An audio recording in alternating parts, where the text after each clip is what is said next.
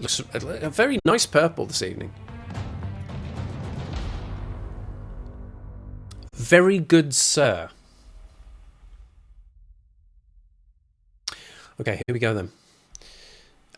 Welcome to another evening of F1 22. Yes. Monaco is a distant trauma. Azerbaijan, last week's race, had its moments, but ultimately ended with disaster and sadness. And so we enter a new era in the F1 22 playthrough. Those of you who were with me last week at the very end would have seen the difficulty setting was lowered. In a vain attempt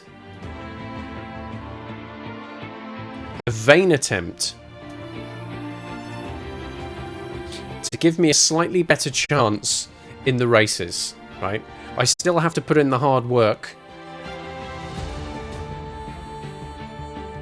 and get around a lap without hitting too many things. Staying on the tarmac would be a good move.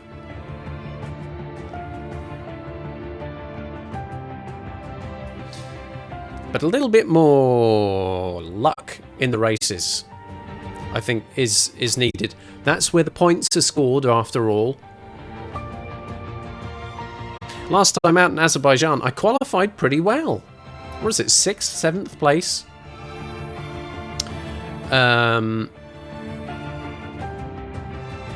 But finished 9th.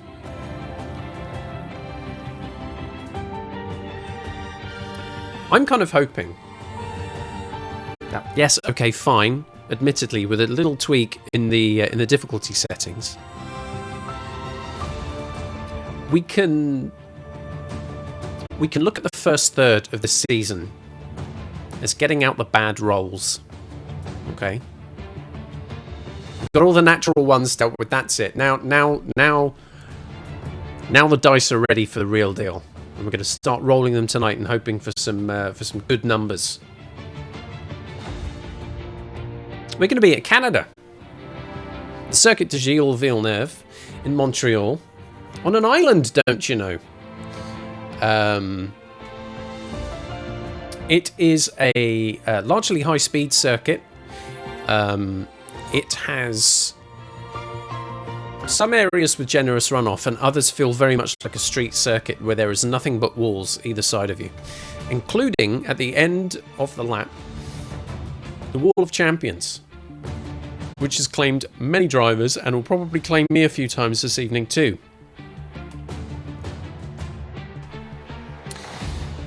As always, the evening runs a little bit like this. We have a full Reese, where are you? We have a full race weekend in one evening. 3 practice sessions. Even though they're all an hour long, we won't be taking 3 hours doing that. Getting used to the circuit, doing the practice programs, trying to get the right race strategy to help us through the weekend. We have Hot Lap, one-shot qualifying, which I tried to do without flashback. And then we get into the race, and we race at 50% race distance. So race time tends to be around about 45 minutes, 50 minutes, something like that. Again, without flashbacks, that'll extend things a little bit. And that will basically keep us busy this evening. So probably for the first hour and a half, 2 hours, it's largely practice. It's probably the kind of the not particularly exciting part of the evening, but it does at least give you an opportunity to kind of, I don't know, have me on in the background while you're getting on with something else. But the real drama will come along a little bit later. We should probably dive in. There's a lot to do. I haven't looked officially at the brand shop, but I only have 200 Bitcoin, so it's not like I can buy anything anyway. So let's head to Team HQ.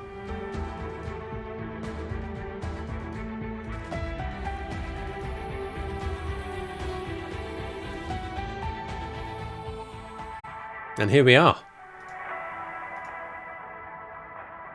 5 is a magic number. Our newest entrant to the Stream Champ contest, by the way, is here. Not going to lie, I would have put difficulty at 10.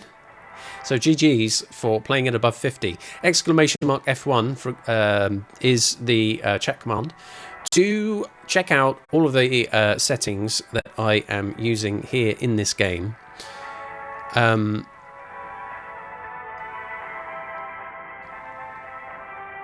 So I think in the Formula 2 season, I was running at 55%. So at the top end of medium, and then started the F1 season at 65, which is the low end of hard. And I think it's proven to be a little bit too difficult for me at this stage. So we've pulled it back to 55. So still at the high end of medium, but there are some assists, which kind of doesn't mean I'm completely hanging it out there by myself. I am playing with controller. I don't have the full setup. I never will. I can't justify the cost, and I don't have the space. So, anyway, here we are back at HQ. We can see that the race weekend is about to start. We have a Pirelli Hot Lap, very exciting. So we have that coming up. Let's quickly remind ourselves where we are with the vehicle. We've got some R&D in progress here. We're at the we're mid-June. Okay, so these should be ready in time for the next race. A major piece of chassis work, and a major and a minor piece of aero work. Lightening the car, improving its aerodynamics, hopefully making us a little bit more competitive out there. So those things are coming up. And there'll be some juggling of components this weekend as well, including, I think, in the first session. What was newly placed in? It was the MG UK. I think that was it, and we were on our third gearbox to see us through the latter stages. Practice 1, I'll be running on gearbox 2. That will no doubt be very close to the end of its life and will be a bit problematic. But hopefully will be just useful enough to get through the first practice session and some track acclimatization, that sort of thing. So that's all fitted in there and ready to go. I think we need to look at the hot lap then and get things underway. Rival Duel was the last challenge, wasn't it? At Baku. I wouldn't mind having another go at that, because it took me a little bit to kind of understand how best to do it. So let's do that again. Rival Duel, driving an Aston Martin Vantage F1 Edition. Broom broom vroom vroom. We'll get that out of the way. It will hopefully give me some additional acclaim points and make me look like an exciting driver prospect for other teams, even though I'm in one of the better teams. I can't believe I joined McLaren. Not McLaren, Mercedes. I can't. I mean, it was put to the vote. We were aiming high, because I didn't aim so high when we were playing F1 2020. But it comes with its own pressures. Anywho, here we go. Rival Duel, Pirelli Hot Lap. Fingers crossed, eh?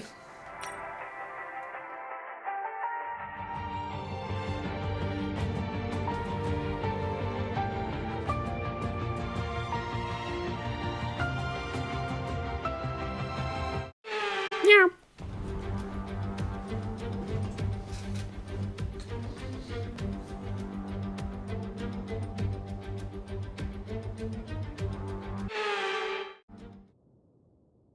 Here we go.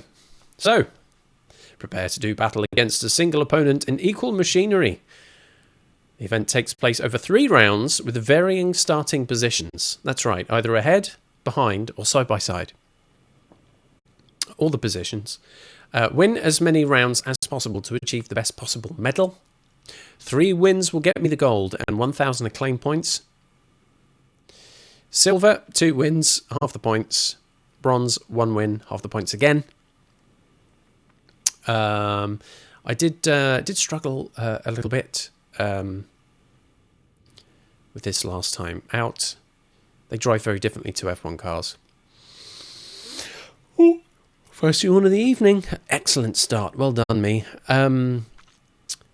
Let's see if I can get this done in one full run, right? Maximum efficiency. Why not? Fingers crossed. Let's go. Here we go then.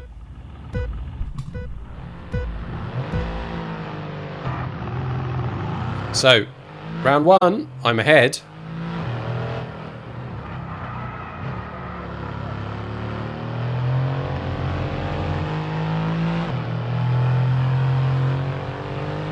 I don't know exactly how far I have to go here.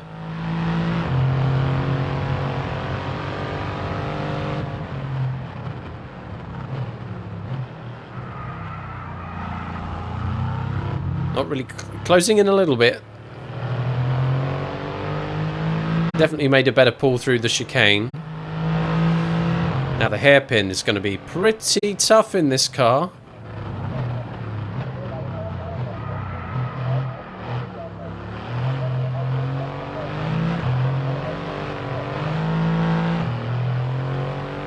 Okay, that's not bad. Ah, the finish line cometh. Good start. Ended up about 4/10 ahead. Starting side by side will be a challenge. Starting behind? Not sure. Not sure about that. Good start though. Side by side? Yeah, here we go.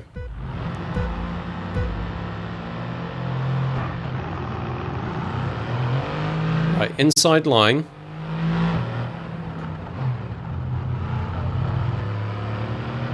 Try and block him off.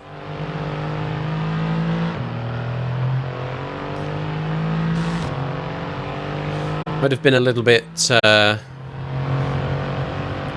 naughty around that chicane there, but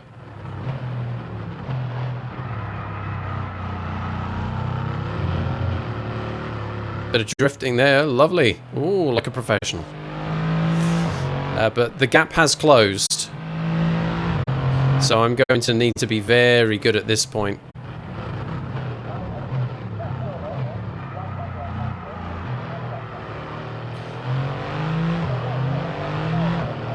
Just holding it through. Extended the gap now. 8/10 ahead. Somehow managed to get through that hairpin. 2 wins. 2 wins. Now comes the real toughie. I'll be starting behind in round 3.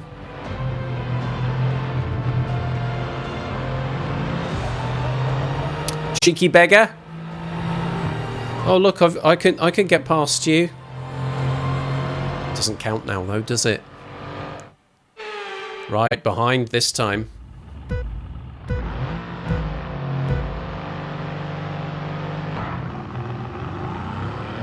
He's going to the racing line, so again, I need to stay close here and get a good drive out. Accumulated infringements? I'll infringe you, son. What have I done wrong?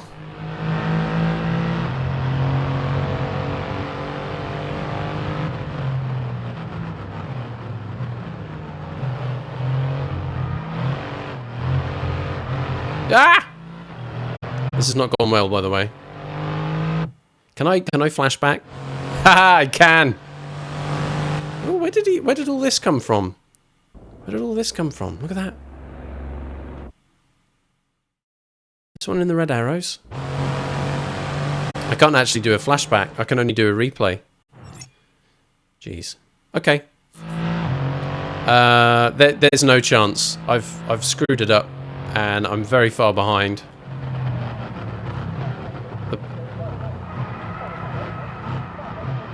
The best I can hope for is a good drive out here to try and close the gap, but the finish is very close. You know, about a second behind. That's the way it is. Silver then.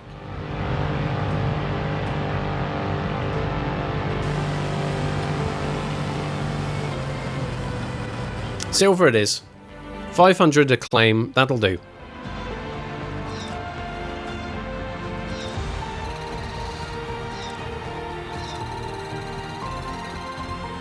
Naffall XP there.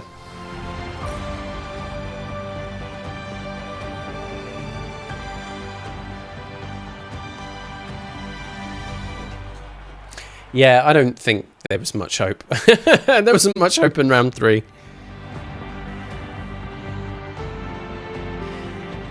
Very, very different kind of experience driving the supercars.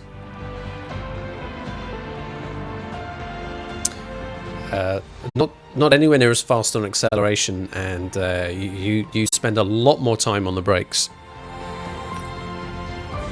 That's enough of that. 500 acclaim points that I would not have received otherwise. I'll take that.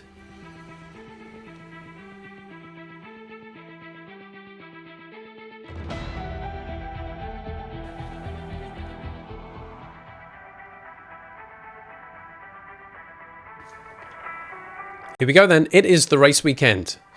We took a little look over the car situation. Tyre allocation is going to be the usual kind of stuff. We don't need to worry about that. With an additional 500 acclaim points in the pocket, let's get proceedings underway in Canada.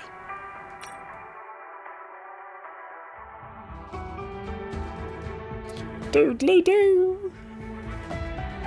Doodly-doo.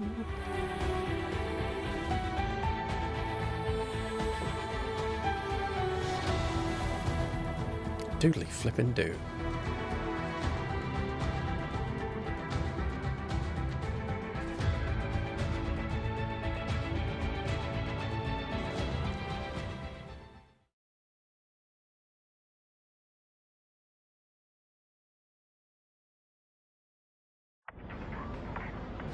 Workstation! Here we go. Back here again. Oh god, he's at it.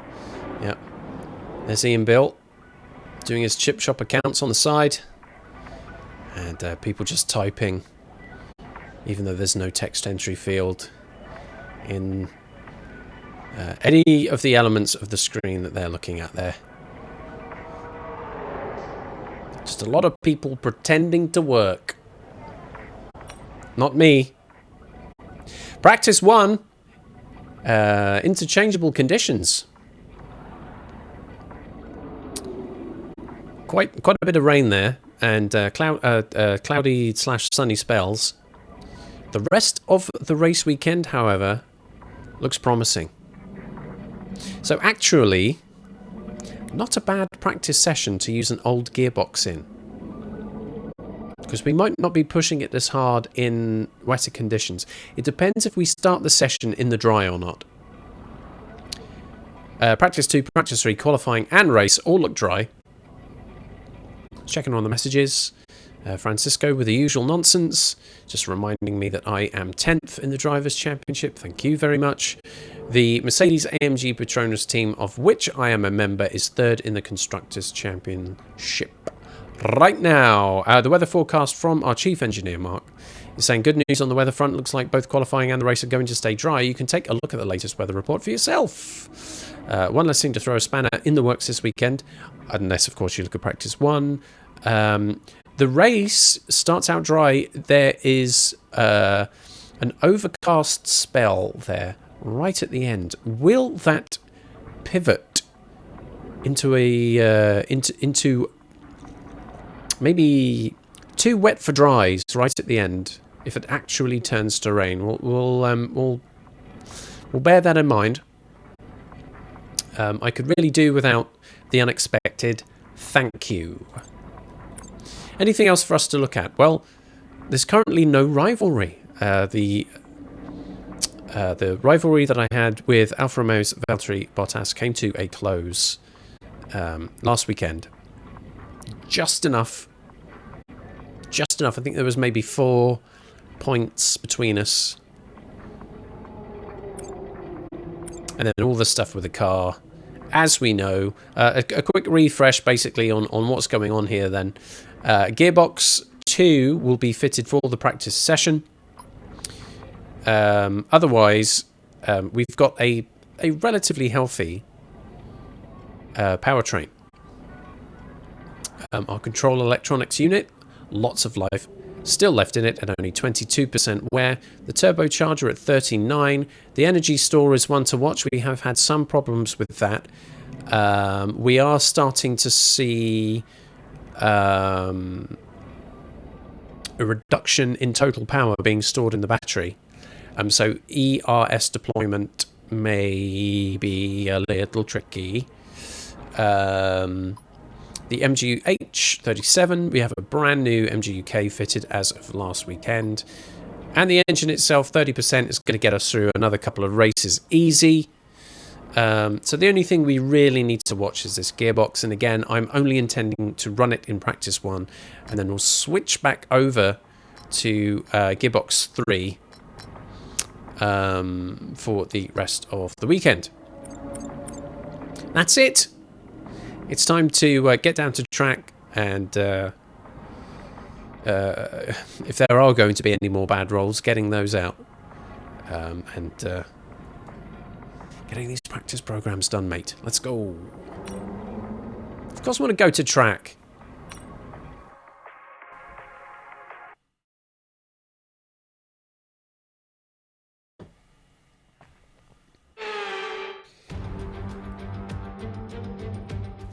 Okay then.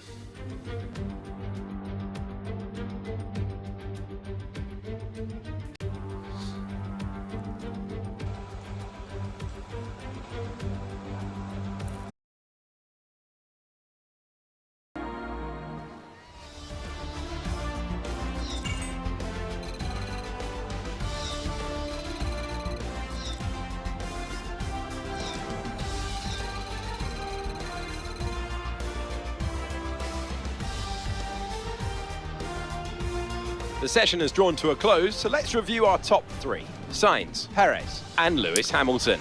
And that's it. Practice is officially over. Until next time, goodbye. Goodbye. Practice 1 in the bag. The first half of the session was wet. The second half was dry. At least the first 10 minutes, if not the first 15, were full wets. There was a brief period where intermediate tyres were the best. I had a little practice out there on both the wets and the intermediate tyres. The story changed a little bit when getting out there on the dries in the second half of that session. It was all about track acclimatization. 3 attempts on the full wets, mediums and the softs. My best time was running around on the medium tyre with a 1:15.767. Not good enough. So the next 2 practice sessions completely in the dry will be an opportunity to improve my my racing line, some of my cornering speeds, to get a little bit closer to the times set by the Ferraris, the Red Bulls, and my teammate, Lewis Hamilton. Carlos Sainz, the fastest in this session, on the soft tyres with a 1:14.5. Sergio Perez in the Red Bull, some 4 to 5 tenths slower. Lewis Hamilton, first of the drivers on the medium tyres, and my teammate with a 1:15.1. A big 6 tenths difference between he and I. Charles Leclerc, Max Verstappen, Ferrari and Red Bull again. And then we see the AlphaTauris of Tsunoda and Gasly and the Haas of Schumacher, arguably out of position. But set good times on the softs. Lando Norris running around on the hards. If he's running around on the hard tyre there, he's done well to do a 1:15.7. It could mean that the McLaren under Lando Norris could be a bit threatening on the softer compounds. May be one to watch.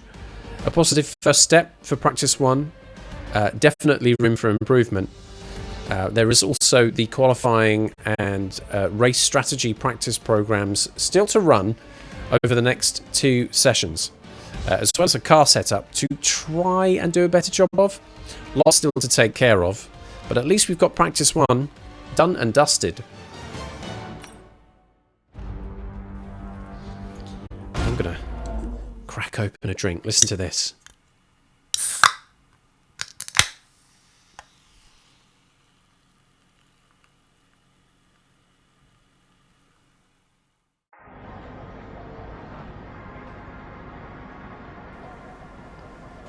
Cheers!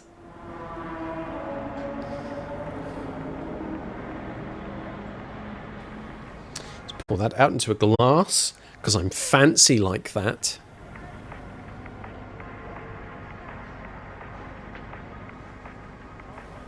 So the newer gearbox will be in the car from practice 2 onwards. I don't think we're going to have any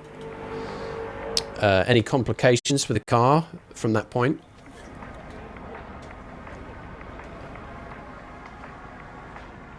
Welcome on in, Panda. Hope you've had a lovely weekend. Rich T. Roo has captured a shooting star.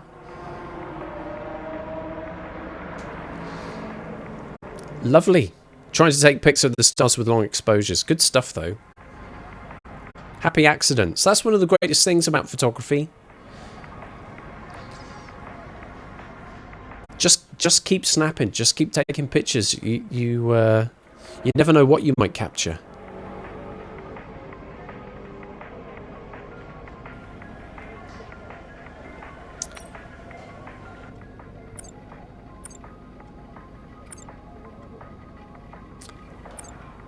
Okay, practice 2 and practice 3, all soft tyres, baby. Which is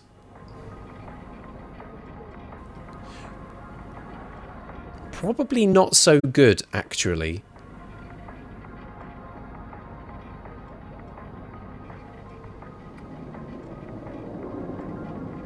Considering the race,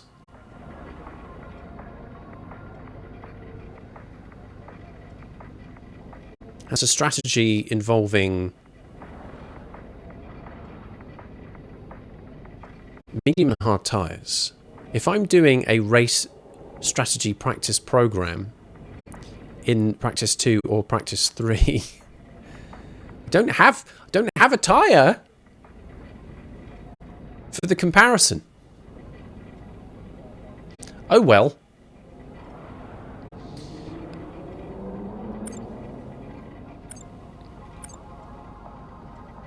Right then, not much else to discuss really. Let's get stuck in. Practice 2, probably race strategy practice, I think, from this point on. If I feel like it, I'll have another go with track acclimatization just to see if I can get that purple that has evaded me so far. Let's find out.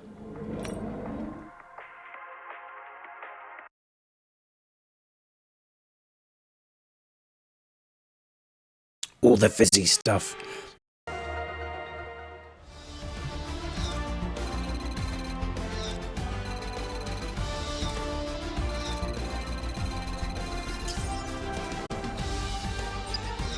Free hat.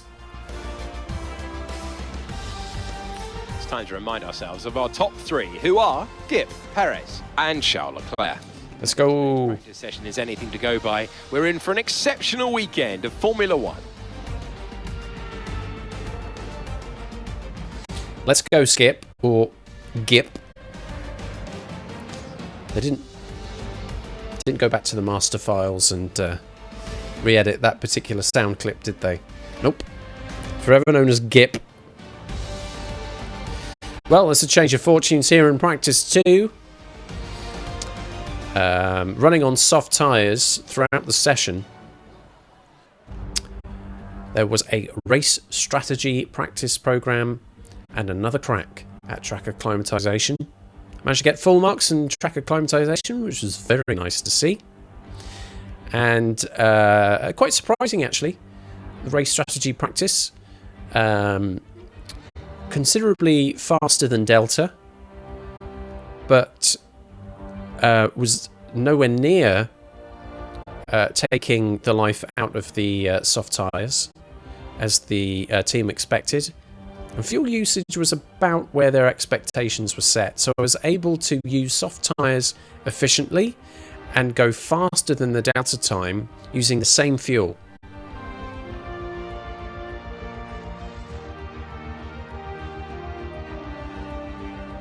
Again, holds promise. But how the turns have tabled.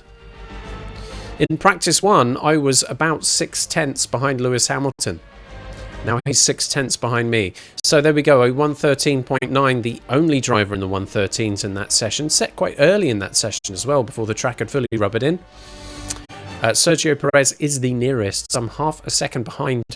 With the 114.4, we're seeing Charles Leclerc, Lewis Hamilton in the 114.5s, Max Verstappen in the 114.8s with Lando Norris ever so slightly behind. He's doing a pretty good job here.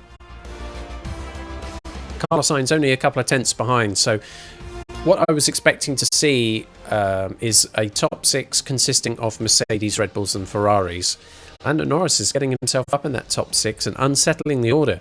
Daniel Ricciardo, even though he is in 8th fastest in that session, he is 4 tenths behind Carlos Sainz, 6 tenths behind his teammate Lando Norris. Makes him vulnerable in qualifying, I think. But a good looking and positive practice too. Practice 3 is all about qualifying practice, and we'll make our move to that shortly.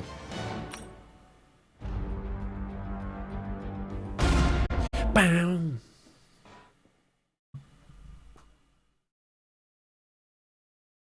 Bam.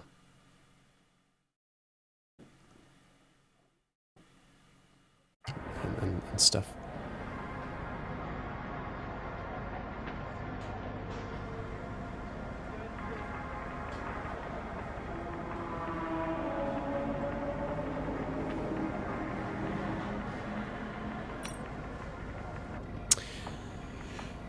Not much to say, really.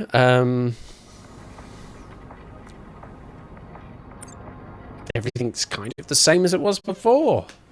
We've got our gearbox in. What have we got? 14% wear on that now. We ran a few laps out there in practice too. Energy stores at now 63%. MGH at 43%.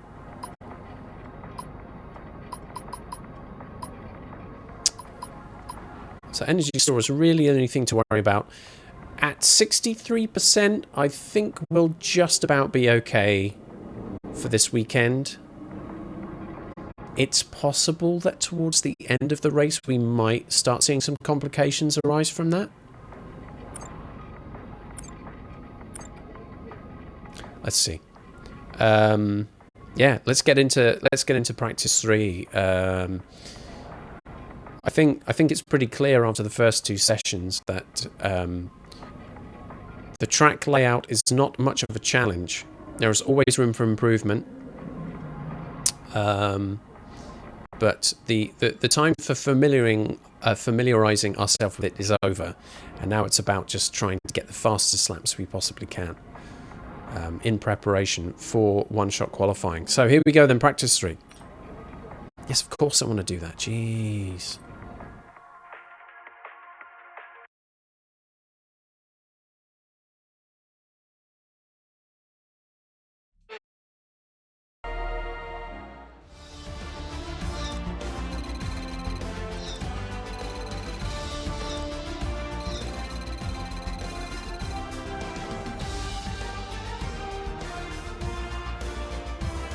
And with all the cars now over the line, let's see our top 3 again.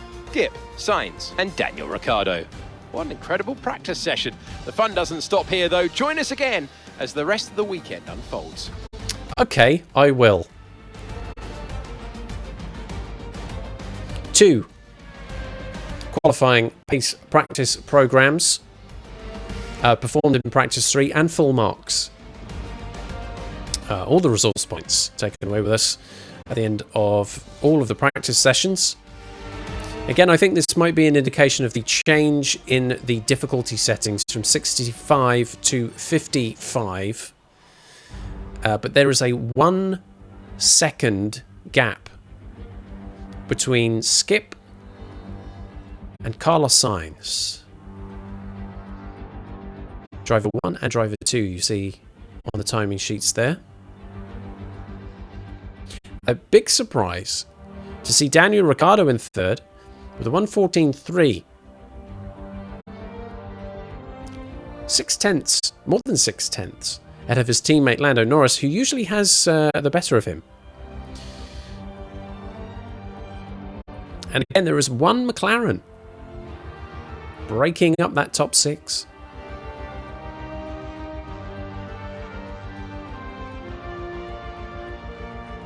Where is Sergio Perez? What happened to him? Checo. Wow, he had a rough one. A 1:16.0. He's the second slowest.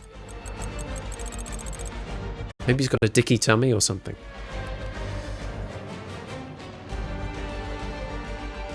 The track is well known. I've raced it many times. I feel comfortable with it again here. Setup feels good to me. It is now all about making this work where it really counts. And that is coming up next.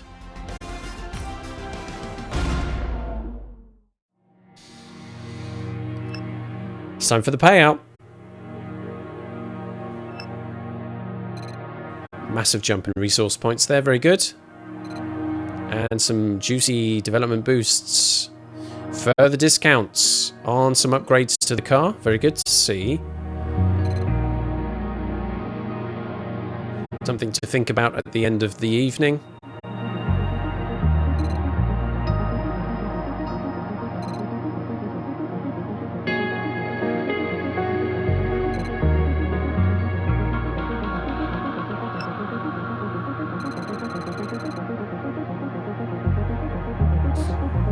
Yeah, okay, whatever.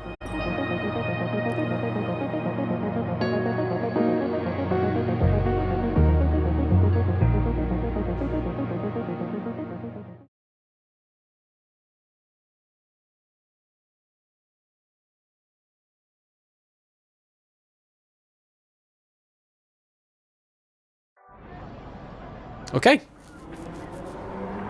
Back at the workstation. Qualifying taken care of. Practice taken care of. Qualifying next. Let's see the new messages that we've got. I bet I've got a bog standard reply number 7 from my manager. There it is.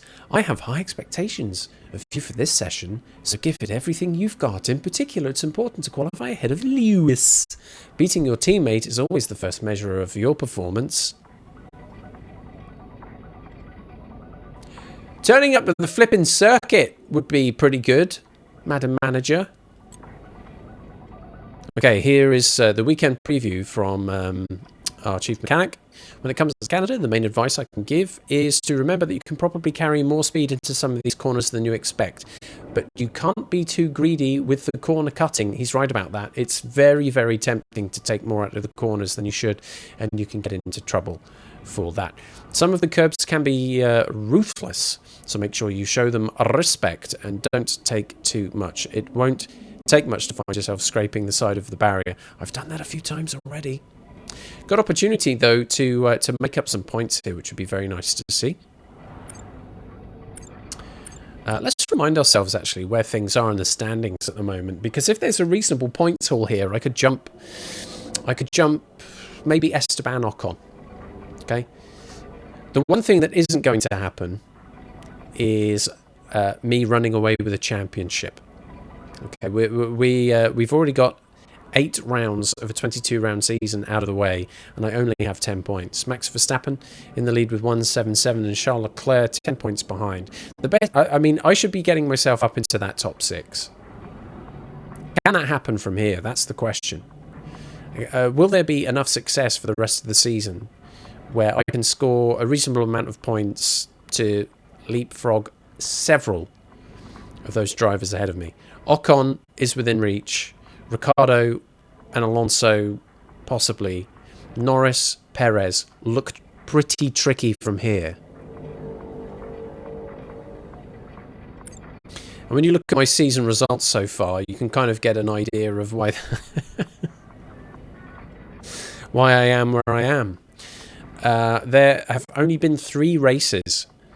What are we looking at? Saudi Arabia, Miami, and... oh no, 4, beg your pardon. Spain and Azerbaijan. So 4 races where I've scored points.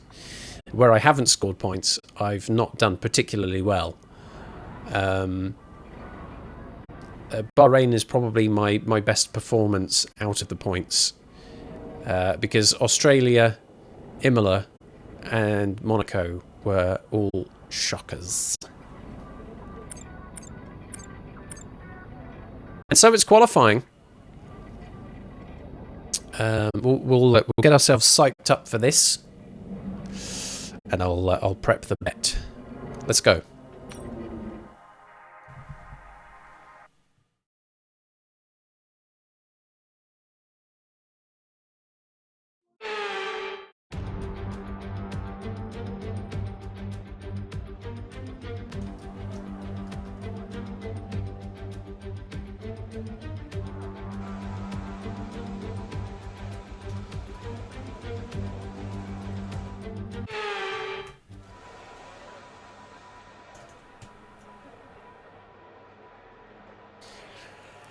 Here we are, soft tyres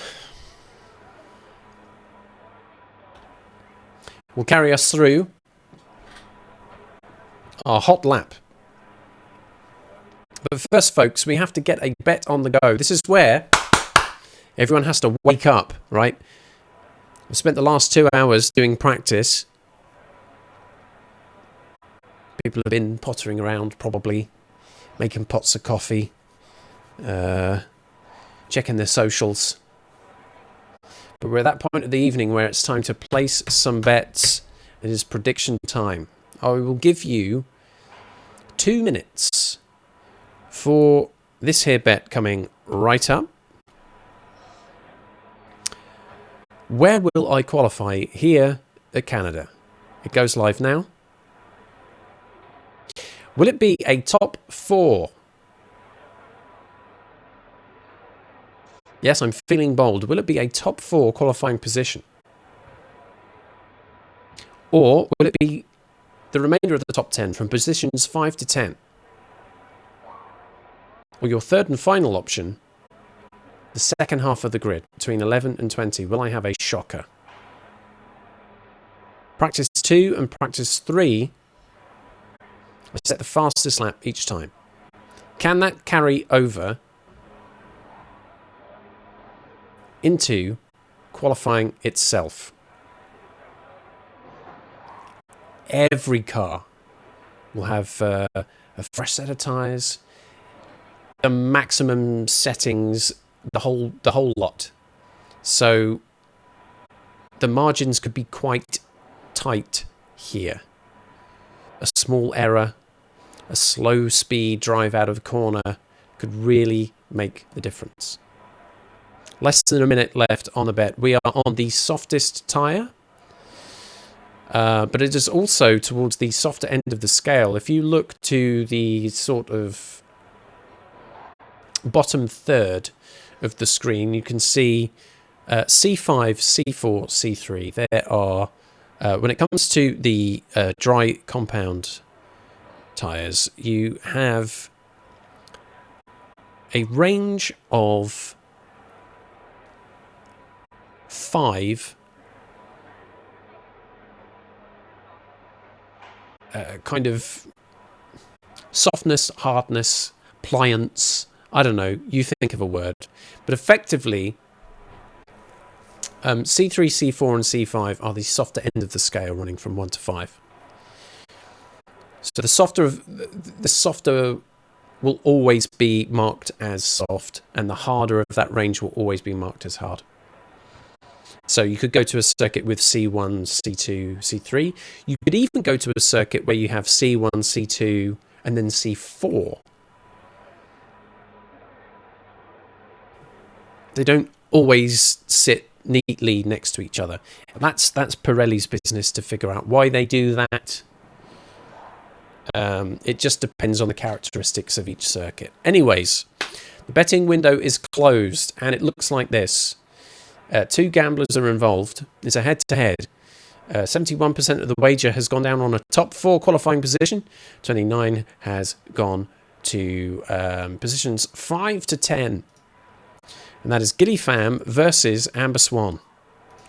If fighting each other for Stream Champ crowns wasn't enough, they are now battling against each other here in the big bet. Single lap, 1 shot, qualifying. Let's get myself all comfy here and hope it's a good one. If I can make the most out of the reasonable performances I've done so far in practice. Let's go, folks. This is it, qualifying.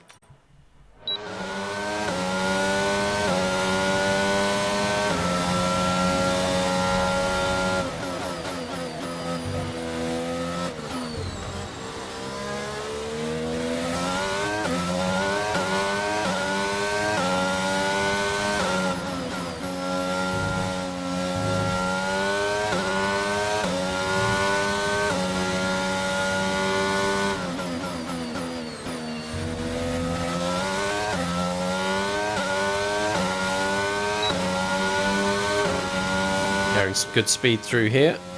This is where it's going to get more difficult. Carry speed through, try and eat a little bit of curb, but not get too carried away.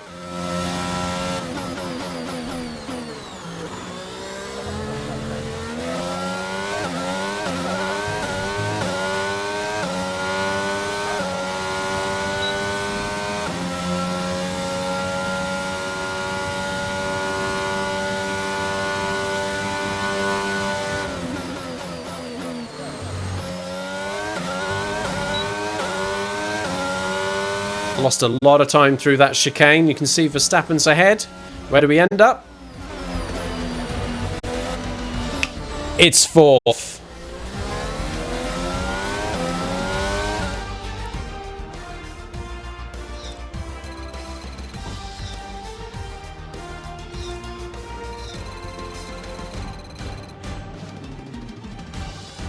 With qualifying finished, it's time to remind ourselves of our top 3.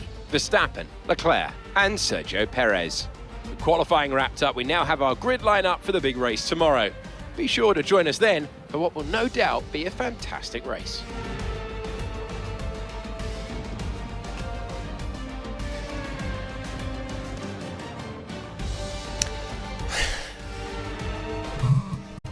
Right up until that last chicane, I think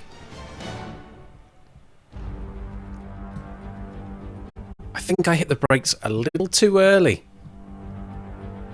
and lost a lot of speed, because up until that point there wasn't a ghost ahead and it was far behind in the rearview mirror.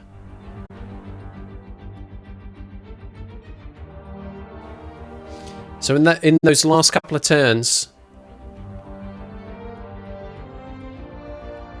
that's where the time was lost, and I lost 4/10 to Max Verstappen, the first and only driver in the entire weekend to get into the 1 minute 12s with a 1:12.9.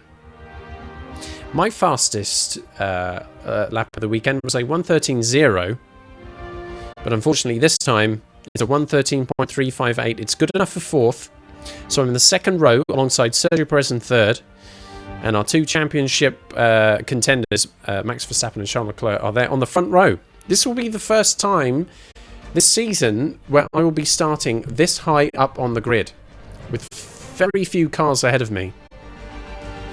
A good start, a good pull away, and keeping things clean. Maybe we look good in the race. My teammate, though, Lewis Hamilton, a little bit slower. Naughty boy. He is 6th on row 3 alongside Carlos Sainz. And then the two McLarens, actually very close to each other there on row 4, 7 and 8. Fernando Alonso and Pierre Gasly there make up the top 10. And that is how things look after qualifying. That was pretty good. I'm very glad that I specified top 4 there. It felt doable, and I just about made it. Half a tenth between me and Carlos Sainz in the end. So it was nail-bitingly close. But the outcome of the prediction is a top 4. Let's make that official.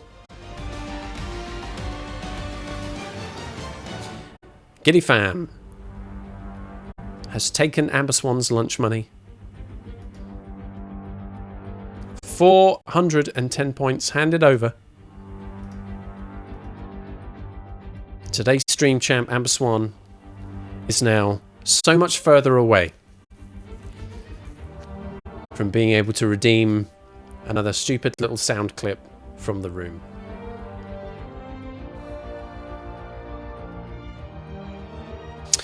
Qualifying done and dusted, folks. Let's move on.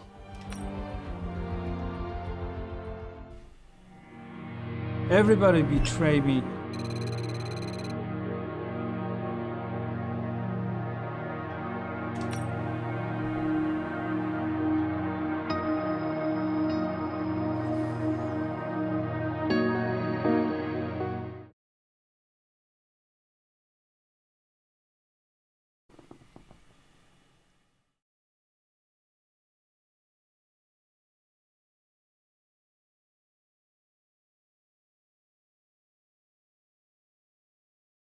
Hello. Here we go. We're back.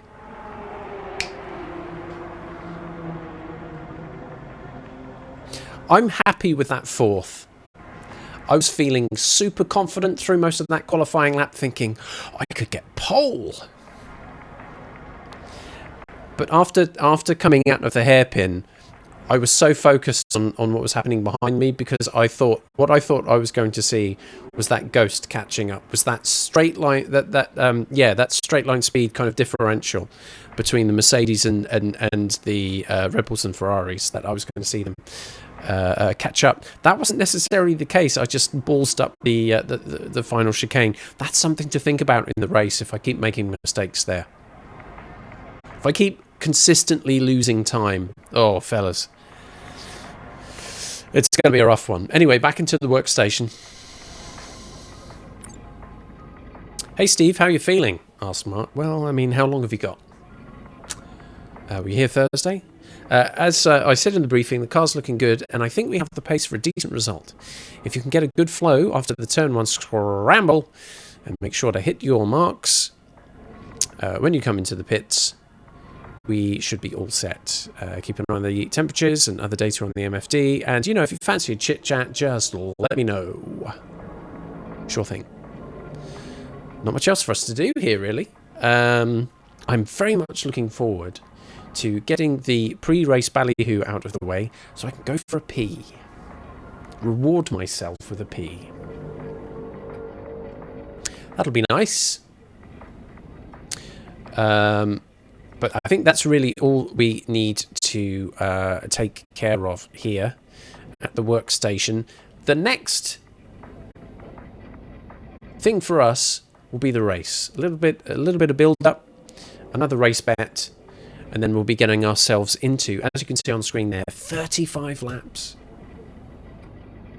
About 45 to 50 minutes of racing action here. Lots to come up.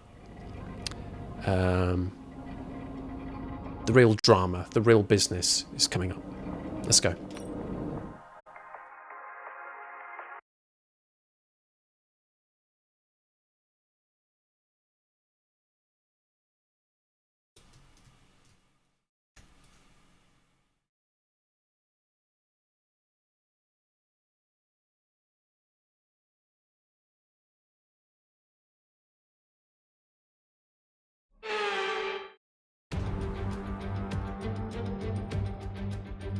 It's time once again then to go racing here in Montreal, the second largest French-speaking city in the world and home since 1978 to the Canadian Grand Prix.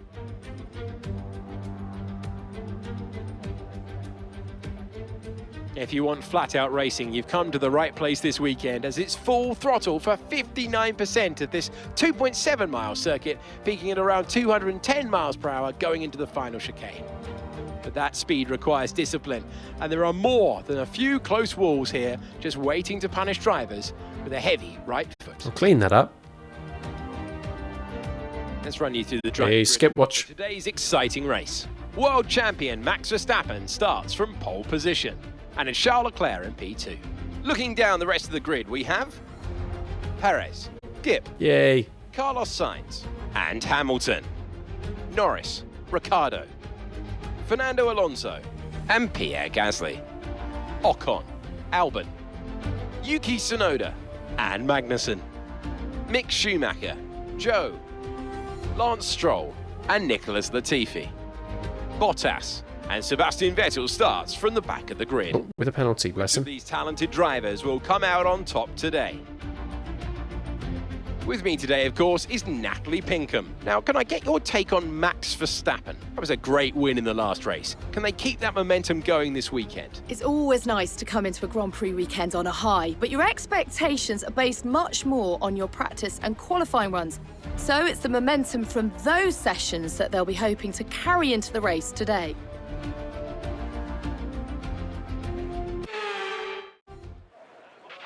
After the points finished last race, let's aim to keep that momentum going. That's a nice spin to put on it. Thank you. What a lovely view here from 4th place on the grid with only 2 Red Bulls and 1 Ferrari ahead.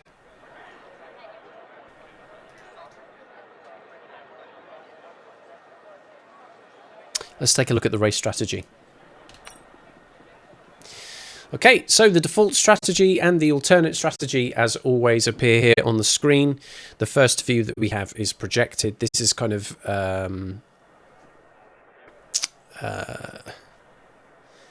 base on which the team operate on. I agree with you there, Giddy. I wouldn't mention that either. Even one sniff at saying a word like that or anything close to socialism on Twitter would be enough to get your membership of the party cancelled. They will boycott and divest you. So 42 minutes and 37 seconds as the default strategy with a one-stopper. Now, again, I tend to think that the alternate strategy doesn't really play to my particular strengths. I think if you're going to do an alternate strategy and have a two-stopper, you've got to be fast and consistent and stay out of trouble. I can't promise that. And considering I am right up now in the top 4, driving with the professionals, they're all likely to do the more conservative one-stop strategy. And if you don't follow suit, you risk losing a lot of positions.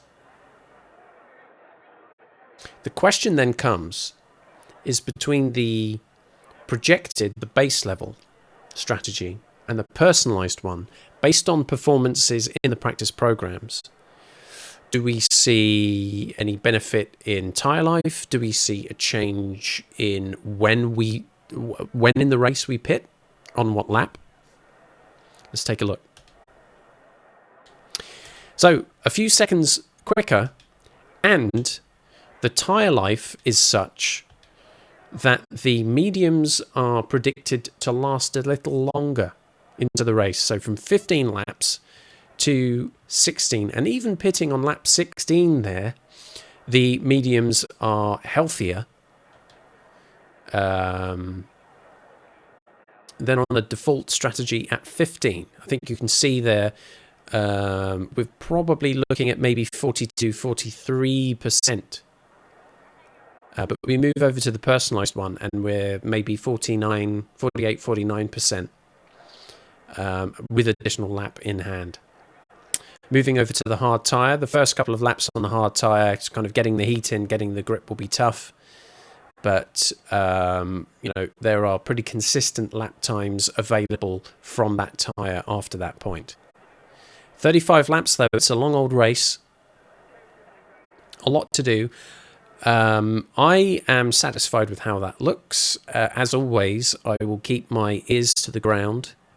Maybe I call an audible on what lap I come in. Maybe I have some nasty damage to the front wing and we have to change our strategies at that point. But I think personalised does make an awful lot of sense. I will agree with that. That is locked in. And so I hand you over to the bet. So once again, folks, get ready, get your engagements at the ready. It is time for the big bet, the race bet. You will have 4 options to choose from. Let's be bold tonight, folks. You have 5 minutes. Starting right now. Where will I finish? Will it be a podium, a top 3? Will I finish anywhere between positions 4 and positions 8? Your other options then between positions 9 and 12, or the rest of the field 13 to 20. Best of luck to all you gamblers. It could be a good race. It could be a tricky one. We'll see how it goes. But I know something else I need to take care of right now, and that's the big pool of fluids that need to get the heck out of my body. It's time for the pre-race pee. I will go off for a break. I'll be away for a few moments, and when we get back, about 45 minutes or so of the Canadian Grand Prix coming up. Should be a lot of fun, and hopefully not as miserable as the last couple of weekends. Fingers crossed. I mean, I can't really make that as a promise, but we do our best, right? Don't forget to place your bets. You've got 4 minutes to do that. I will see you soon. Well, no pressure. I mean, in my bladder, there's no pressure, but also in terms of the prediction, no pressure. We've had 2 gamblers. 2 gamblers putting down a little over 1,000 engagements between them. I think I'm going to get a podium finish this evening. I think that's a tall order, but thank you for putting the faith in me. Starting from 4th, I'd need to make good positions ahead, not get swallowed up by cars catching me up on the long straights and the DRS zones, and also keeping myself out of trouble. A good points finish would be nice, right? Something in the top 5 would be pretty neat. My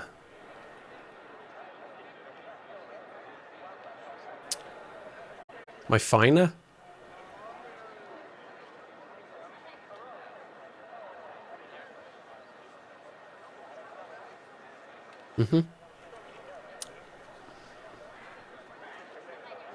I'm afraid I have to take your first answer. I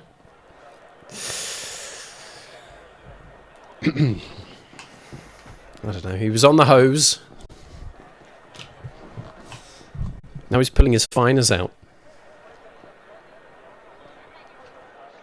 It could still be your day, Gilly fam. You could win 2 bets in a row. Let's do some hydrating here. This would be very unlikely for me to do this during the race, right?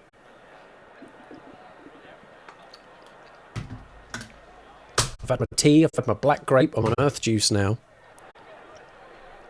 So, here's where things might get a little bit difficult, I think, right? Manual starts are still a bit tricky for me. Still trying to manage that wheel spin. I may have to redo the start once or twice. Can't be helped. What I would like to see is at least not to lose any positions once I get a half decent pull away. If I can hold on to 4th position after turns 1 and 2, that would be a massive success.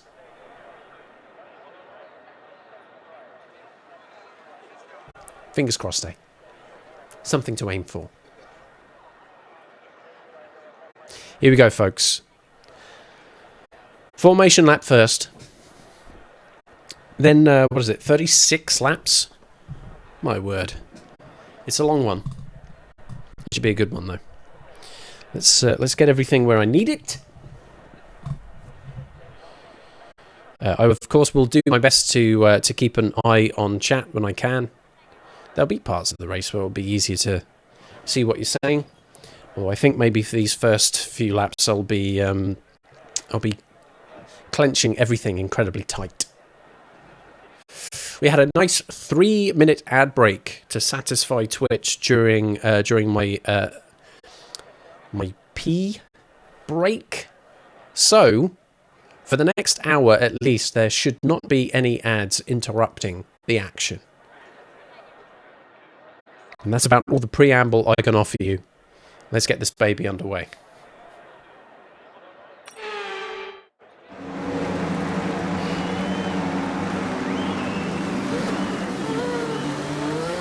We're not seeing any technical issues coming off the practice starts. Watch the RPM on the full start.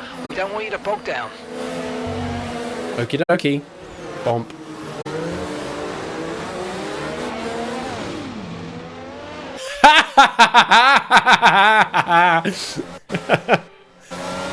Alright, I won't do that then.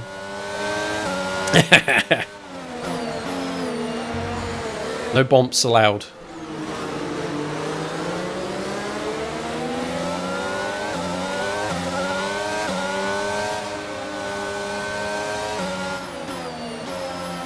There we go, let's look at the temperatures here. A lovely sunny day. We will see some cloud settle in a little bit later on. Hopefully it stays dry throughout though, that'll be pleasant.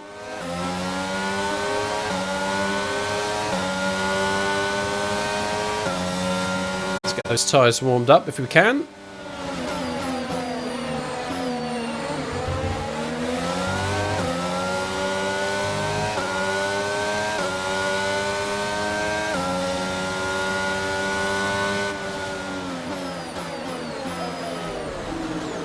I hope I can do a better job at parking as well. So it's a bit of a struggle with the most. Brakes will start to cool off and then it's just getting these tyre temps in.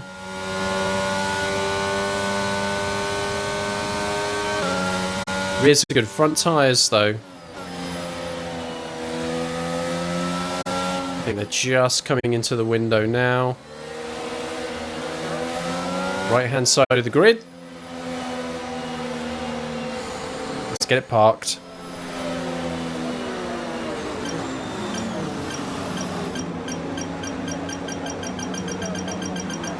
Oh, just over the line there. Just over the line. You're going to need a good launch at the race start. Shut your face. Okay, so that's the rest of the grid forming up now. Be patient and watch for those lights. Okay, here we go then. 36 laps coming up. From 4th place on the grid, on the medium tyres, Perez and Leclerc are on the hards ahead. Can't see what Max is running on, but that's interesting. Split strategies.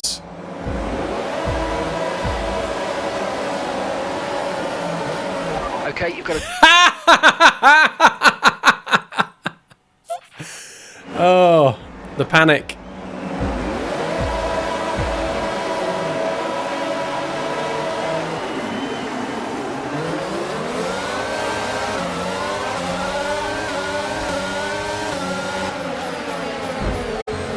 Yes. Terrible start.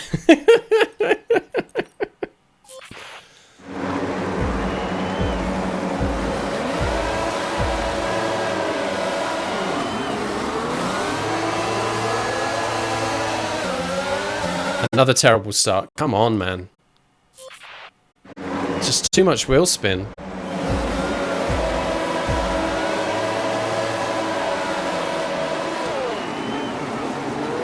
Oh, yes. Clean. Sainz tearing there on the inside. Look at that. Bit of a collision, though, with Leclerc. How's that front wing looking? Depleting, reducing our overall capacity. Okay, we'll make this one work. 3rd place.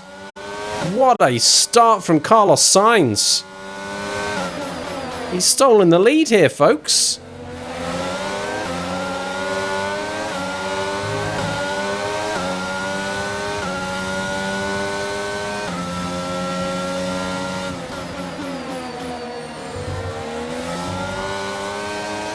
Something's kicked off behind. There's a massive gap to Leclerc in 4th. Right, here we go. This could be a good race today, folks. Fingers crossed, eh?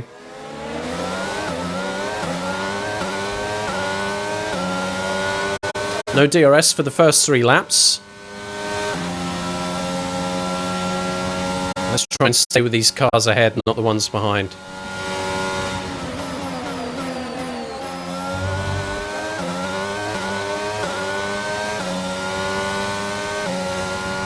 Fastest lap, Carlos Sainz.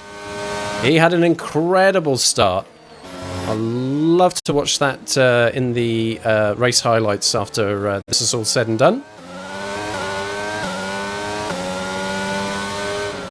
He's on the medium tyres as well, so that we know that these cars on the hard tyres are going to have a longer first stint.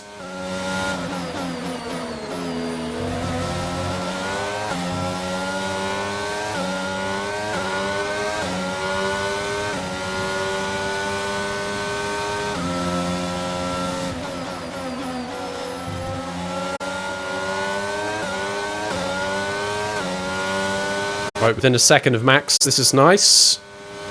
I have to make these opening laps count because he will be the stalking horse in the second half of the race on the medium tyres. 3 tenths behind Max Verstappen now.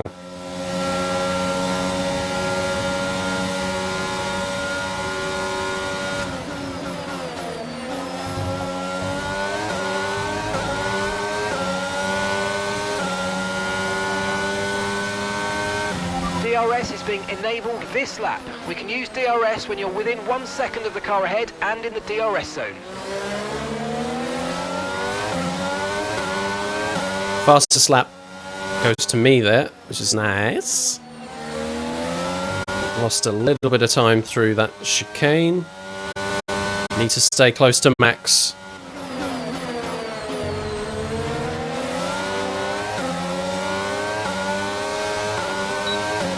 And there's DRS for the first time. Stay within a second of him, and it's all gravy. Whoa! That didn't happen. Too much power on exit. I've said this several times. That left turn out of the chicane draws me in every time, thinking I can put down the power earlier.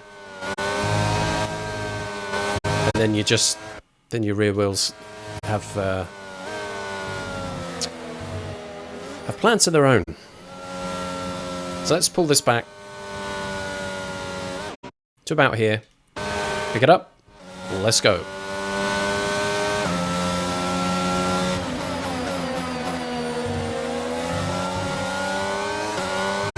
Much better. 6 tenths.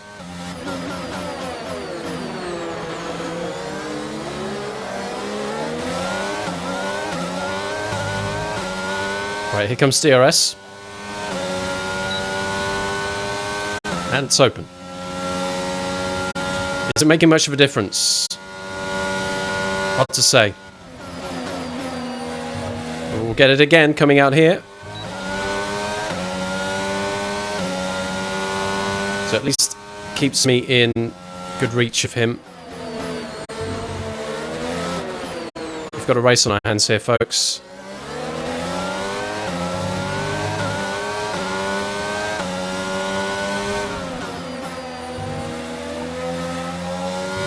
Whoops. Gotta be careful with those.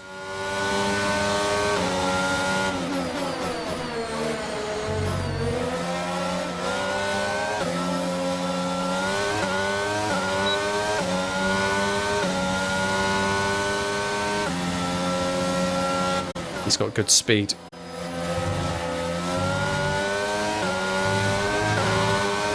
9/10 ahead now. He's broken it. He's broken the toe.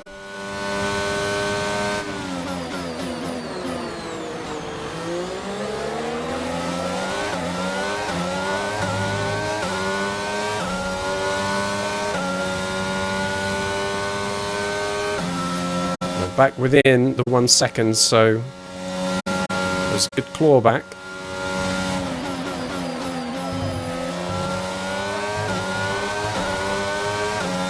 Hopefully on the next lap, I'll be close enough that I get to have it again.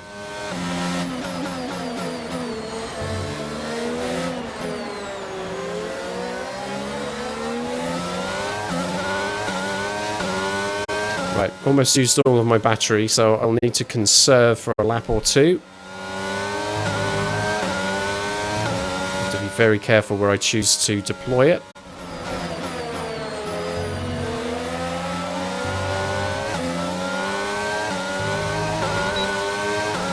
There we go, DRS is back, baby. Holding about 6/10 to him.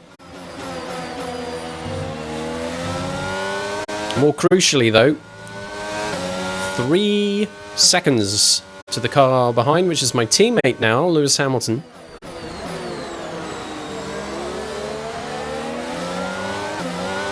Take a bit of deployment there, just coming out of here. Here we go, DRS coming up.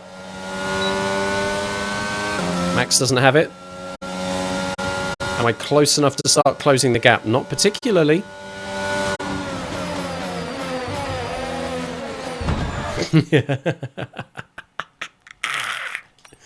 Got a bit greedy.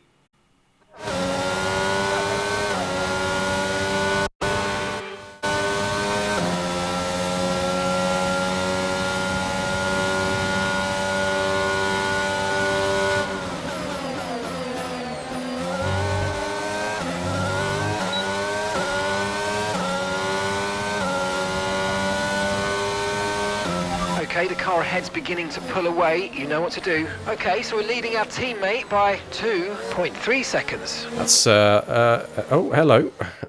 That's a new experience for us.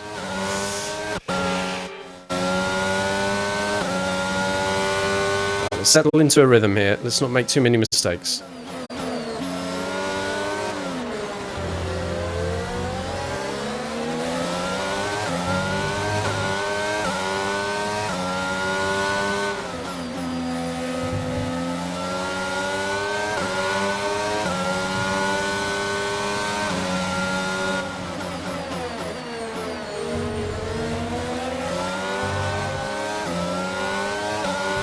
Whoa, whoa, whoa, whoa, whoa, whoa, whoa, whoa.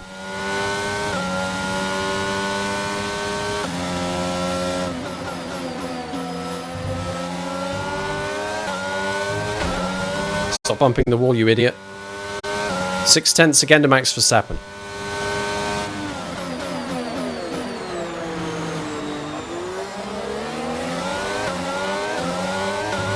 Let's freaking go. We're closer this time.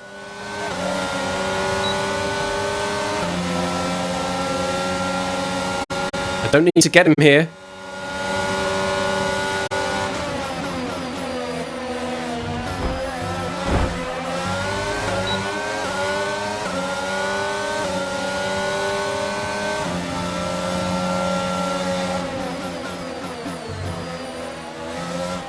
Very bold pass into turn 1.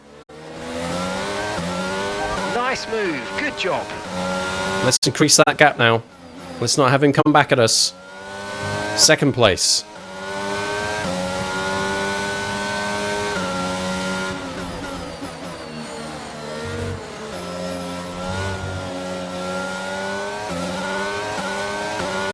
You'll have DRS on me. This is where we need to worry. There he goes. Now we have to act offensive.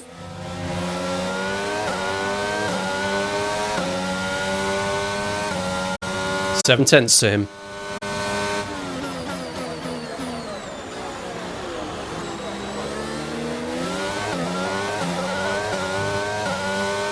Right, he's a second behind. Lewis Hamilton is now scrapping with Verstappen. This is ideal.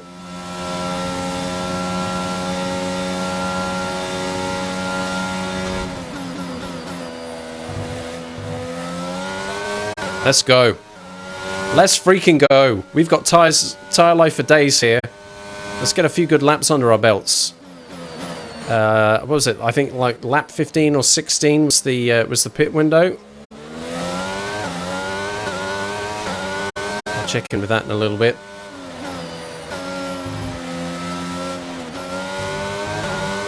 Full race update.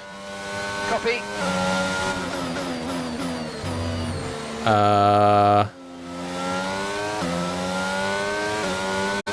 think he thought I said fewer updates, which is not what I asked for at all. Right, the gap is closing. Full race update. Second place, you're in second place. Science ahead. Okay, gap to the car ahead is 2.8 seconds. They're on old mediums, and Verstappen's behind. Okay, the gap behind is... Whoa! Whoa, whoa, whoa, whoa, whoa! What happened there, though? Also, where's my... there we go. Oh, photo mode, relaxing. My microphone for the controller had ducked into my hoodie, so no wonder he wasn't able to make out what I was saying. Yeah, we don't need that nonsense. Right, let's go again. Full race update. Okay, you sat in P2. Okay, Science is ahead of you, and gap to the car in front is 2.9 seconds. They're on old mediums. Verstappen behind you now. Our gap behind is 1.1 seconds. Okay, they're on fresh hards. Your pit window opens in 8 laps time. Okie dokie. Okay, 28 laps to go.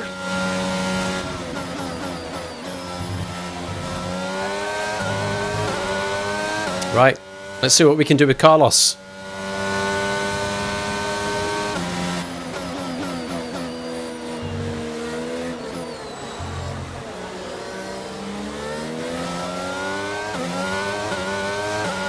See if we can chase him down. And we don't have to worry too much about Verstappen.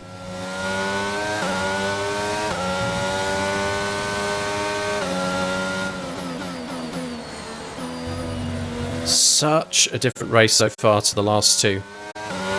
Is that just circuit? Is it the change in difficulty settings? Difficult to say, really. Bit from each column, perhaps.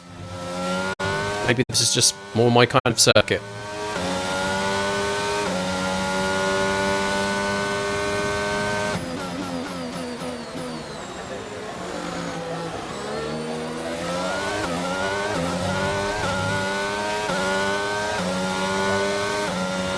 Right, we're closing the gap on Carlos. Driver in front. Science ahead. Okay, gap ahead is 2.1 seconds. They're on old mediums. Their tyres are 8 laps old.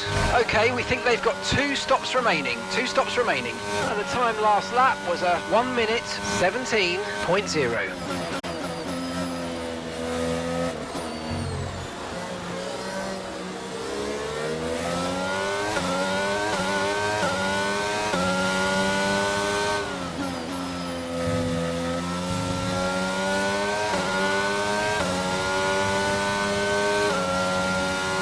Right, keep pushing. You're gaining on the car ahead. Yes, mate. So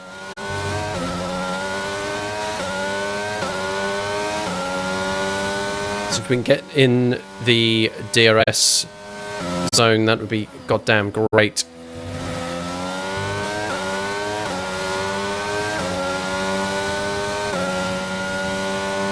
.4 to Verstappen behind now. So we're making that work.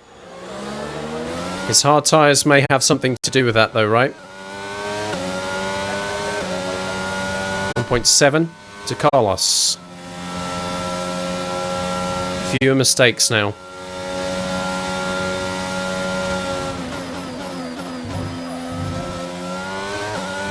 Close to corner cutting there. I need to be careful, don't want to get warnings on that one. Increasing the gap on the car behind by 0.5 a lap. Oh, lovely. I'm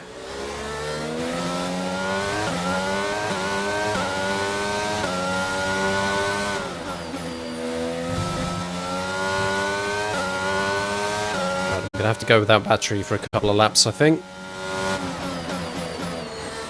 Still the fastest lap set.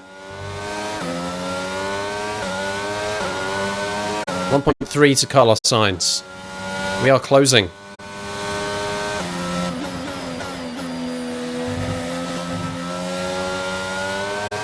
Keep an eye on the rears. 37% wear on the rear left. Massive difference in wear.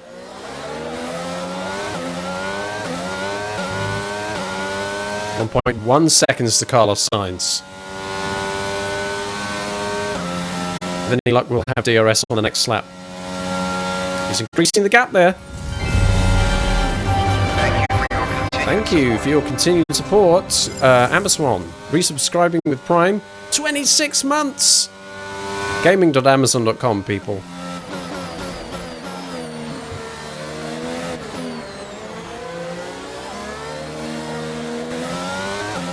There we go.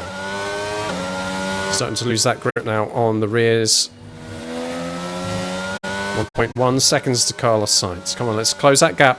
DRS zone is coming up. Come on, we need to get past. Well, what do you think I'm doing?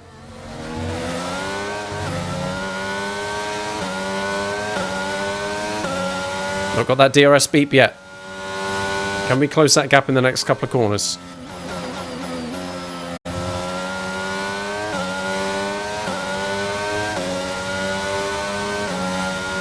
Okay, be aware, the grip levels are going to start falling away soon.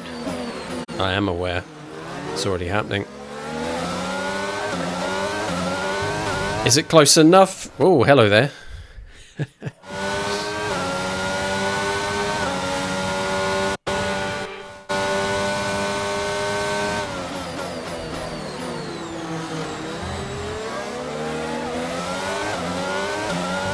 Stay off the goddamn grass there. Is there a beep?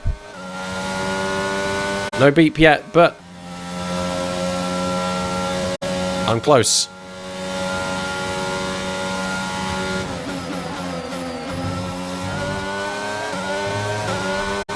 Next lap for sure. Half a second now between us.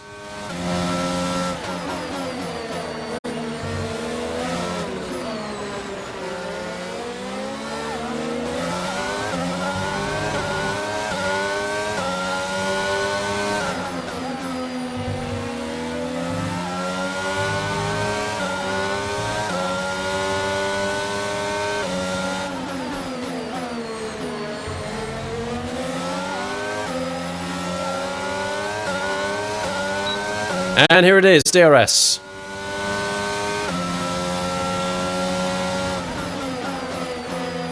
We could get him at the chicane if we're lucky. But whoa, whoa, whoa, whoa, whoa, whoa, whoa. Steadying on now. Yeah, we're starting to lose the rears.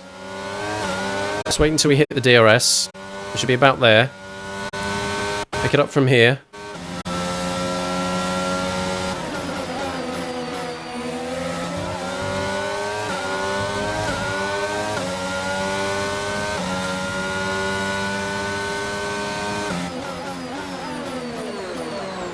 Whoa.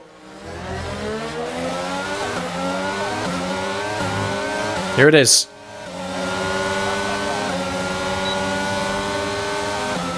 He's faster. Look at the speed there. He's got some good straight line speed. And he's into the pits. So, here we go. We're approaching the pit window now, and you're going to be on hards next time. Right, taking the lead of the race. Let's pick it up from here. Taking the lead of the race. At least 3 laps then to our pit stop. So I need 3 really good laps here. We've got to hold on to these rear tyres. They're screaming. They're screaming. Let's get through turns 1 and 2. And just here, get that good drive out.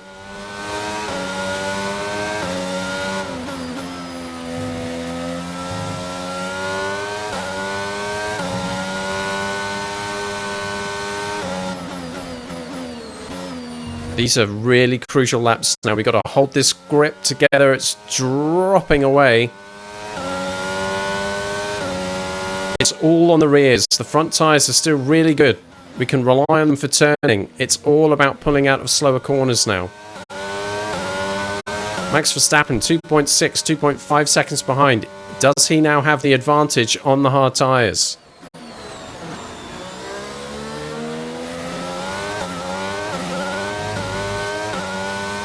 There is no DRS for me to take advantage of because there is no car ahead.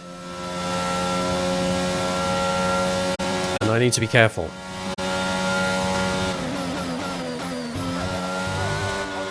Hey, let's not do that. Here we go. I was taking the piss.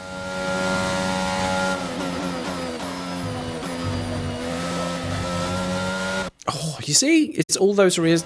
It's the rears, it's the rears, it's the rears. That's the story the next couple of laps now. I need to be driving a little bit smarter. Remove some of the urgency out.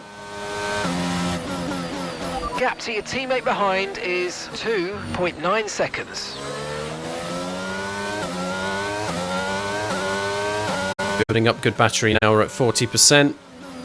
This will be essential coming out of the pits after we change into the hard tyres, just to get a little bit of extra speed.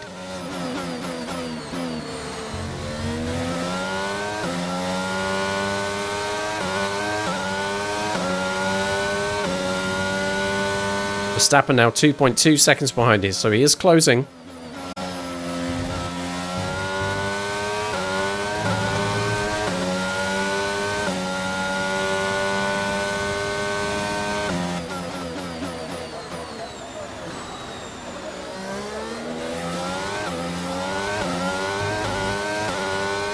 Let's go. Gotta keep him at a decent distance here.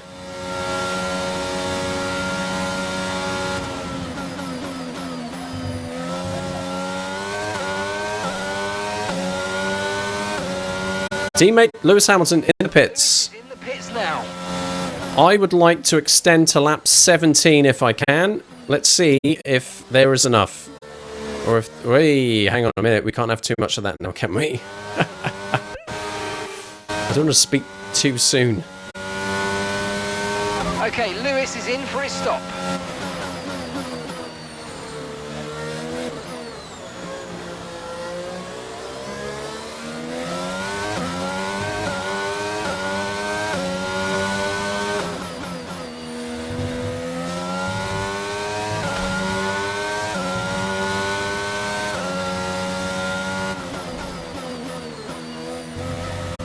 So this is the lap for me to stop. Can I extend my stint on the mediums?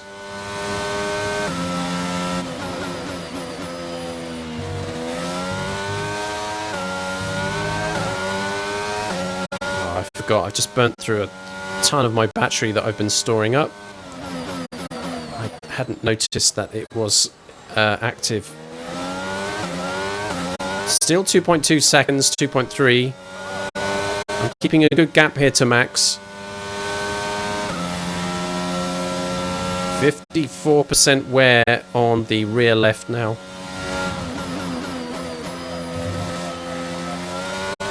So I'm staying out for another lap or two. Max is closing. 1.8, 1.7 now. And there, look, that's the weakness right there. Turn 2.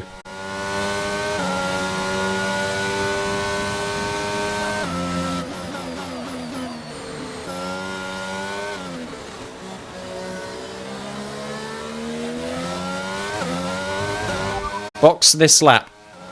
So far, our fastest lap is a 1:15.9. What, mate? What? Box this lap. Okay, we can take you this lap. Right, I've extended by 1 lap. I was hoping for 2, but I can see Verstappen is within 2 seconds now.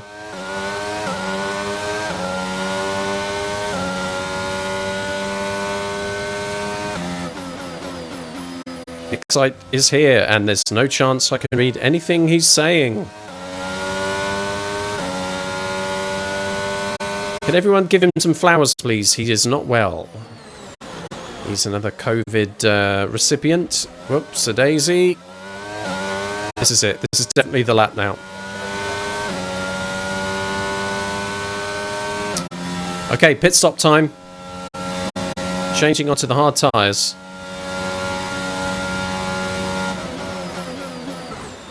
Womp. Yes! Perfect job on the turn in there, mate. Looks like a nice stop time. We're happy with that one. Okay, here we go then. Fresh set of hard tyres. Decent amount of battery to work with. 5th place. Pit strategy complete. See these tyres through to the end now.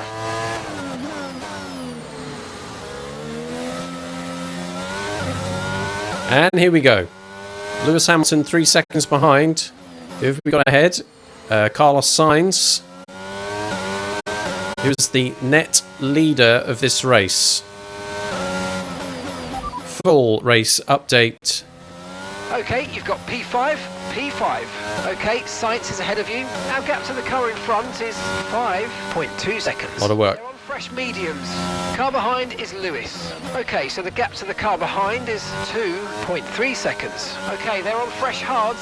Okay, gap to leader, 14.6 seconds. Look after these tyres now. We want to finish the race on this compound. Okay, 18 laps to go. Okay, that's really interesting because Carlos started this race on mediums. He came into the pits.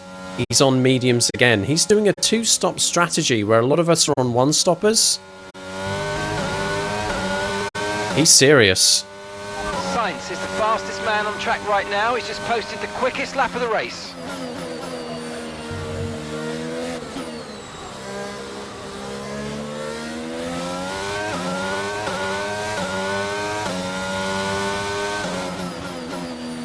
That's why he had such an urgency in those first few laps. Okay, gap to the car ahead is 5.9 seconds. And it's going to be very difficult to catch up with him if he's on that kind of a strategy and he's pulling it out of the bag. He's increasing his lead here.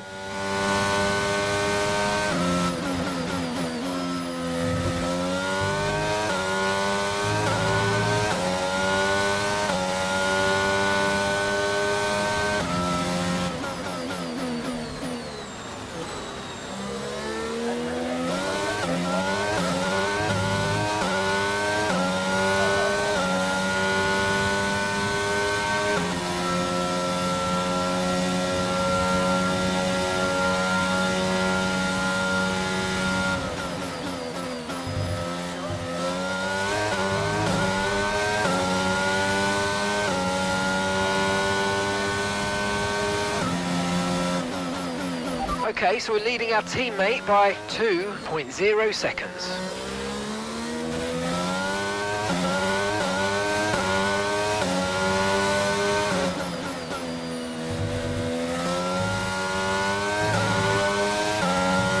So there are cars ahead. We are expecting to see pit.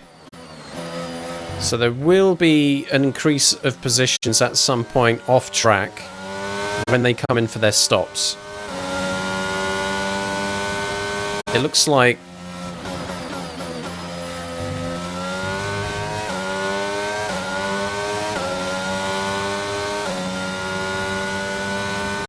I don't know when Max made his stop. If he wouldn't have done that yet because he's operating on hards right now. That was very deep into that hairpin. I lost some time there for sure.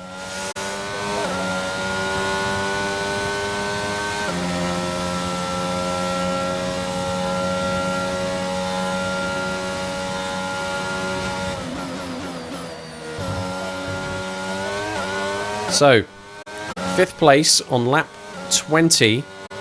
Verstappen is in the pits. I've just set the fastest lap on hard tyres. Sergio Perez leads the race now. Carlos Sainz is 5.5 seconds ahead.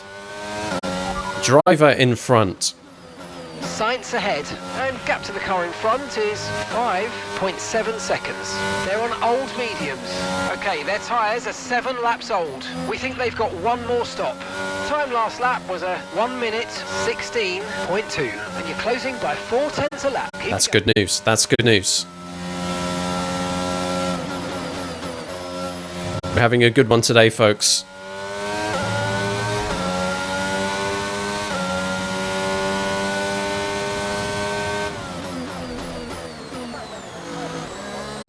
Fastest sector 2.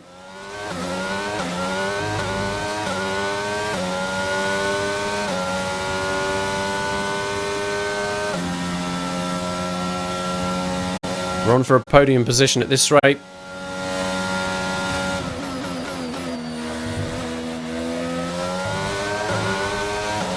Plenty of grip.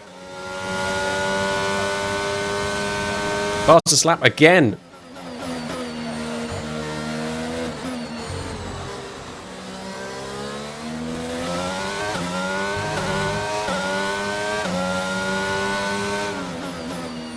Looks like Sergio Perez is in the pits, so that is second place now. Okay, the gap to the car ahead is 5 seconds. Let's see if we can bring it down. Let's hope so. Now, the things to worry about here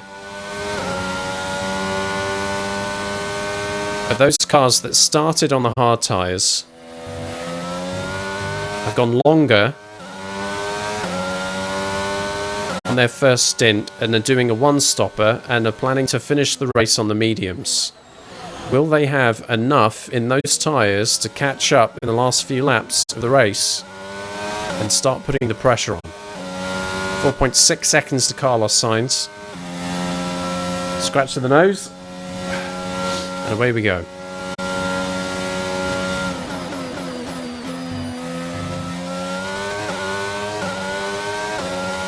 That Ferrari is still a little speck in the distance. I really want to chase him down. He does have one more pit stop though, which makes things interesting because I could end up leading this race. Charles Leclerc has just stolen the fastest lap from me on medium tyres.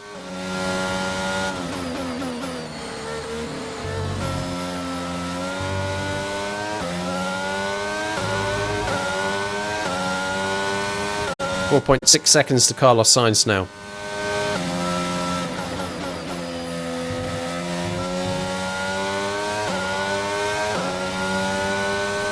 .2.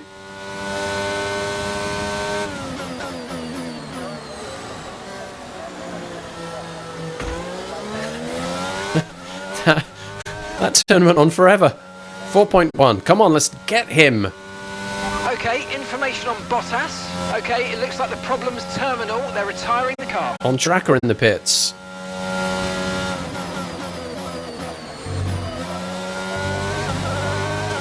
Yellow flag.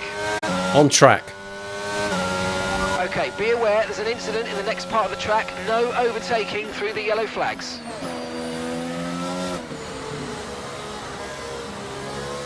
And green flag conditions. Hamilton is closing the gap a little bit here. And I've lost some time to Sainz, who probably was not lifting through that yellow flag section.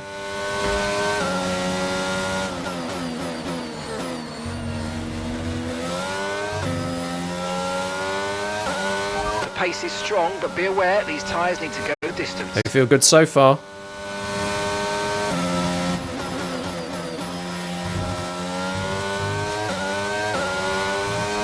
Can definitely lean on them.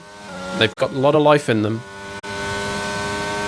Not like those soft tyres in practice, they were very brittle.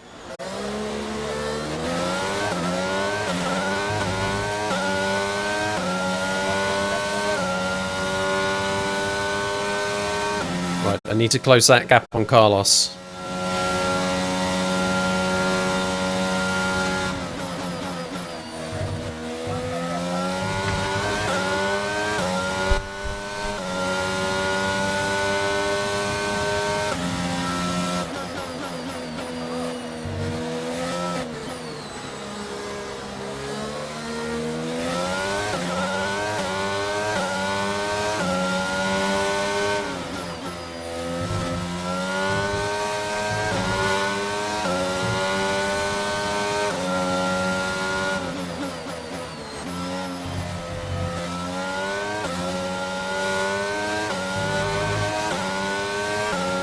Taking some risks here.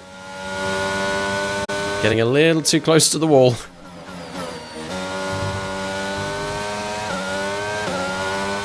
Let's get him. 4.1 seconds. Come on.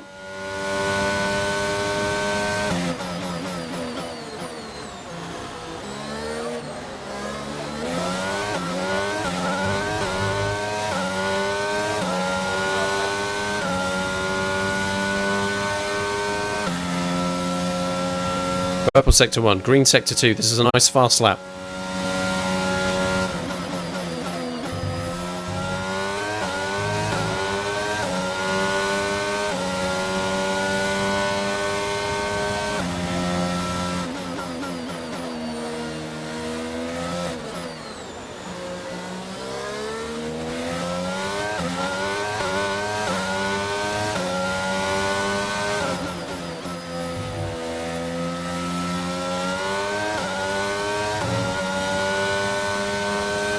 .6.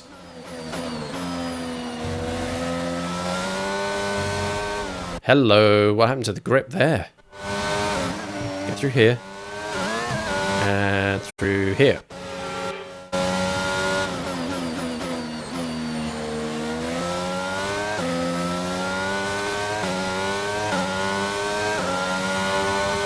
Increasing the gap to the car behind. Let's get him.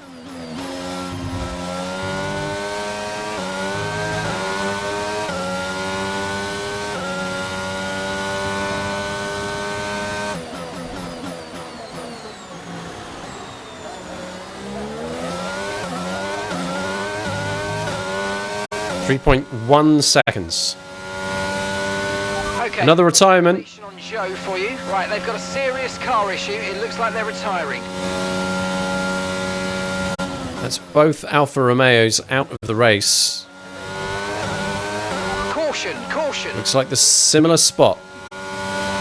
Someone's come off ahead of you. There's a yellow flag ahead.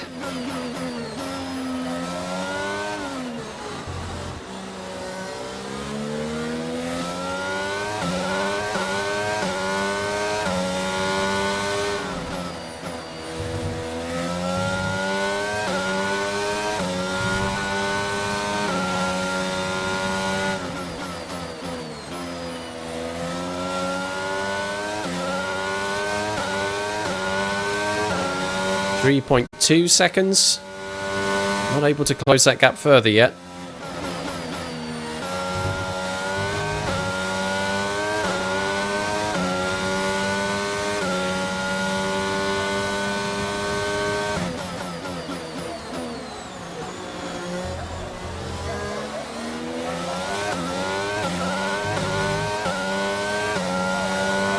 Driver in front. Okay, Sainz is ahead of you. Okay, gap ahead is 3.3 seconds. They're on old mediums. Their tyres are 13 laps old. He's in the pits. They've got one more stop. He's in the pits. Lap time was a 1:16.7. Race lead.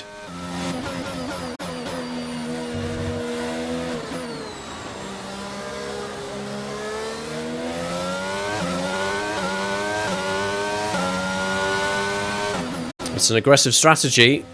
It could guarantee him second. He might be a threat later on in the race, though. There are going to be cars that will be closing that gap. Lewis Hamilton, 3 seconds behind. Then Leclerc and Verstappen. Where does Sainz end up in all of that, though?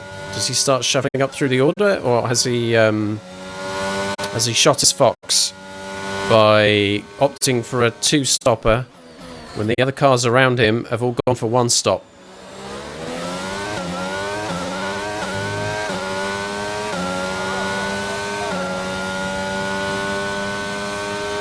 Not been waiting long there. I'm just kind of skim reading what Nick's saying.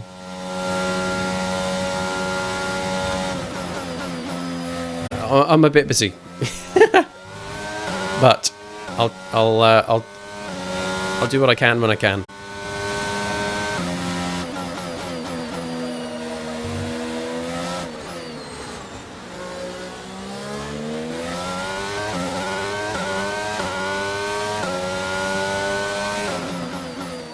Driver behind. That's Lewis behind you. And the gap behind us is 2.5 seconds. Okay, they're on old hard tyres. Their tyres are 13 laps old. And the time last lap was a 1 minute 16.6. Three-second gap. I'm comfortable with that.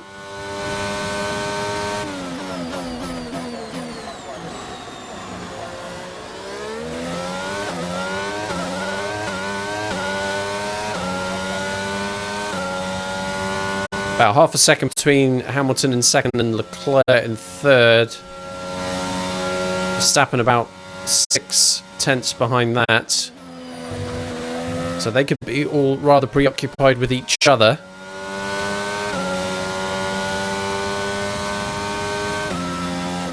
And if they do end up starting to battle each other, they'll slow them down.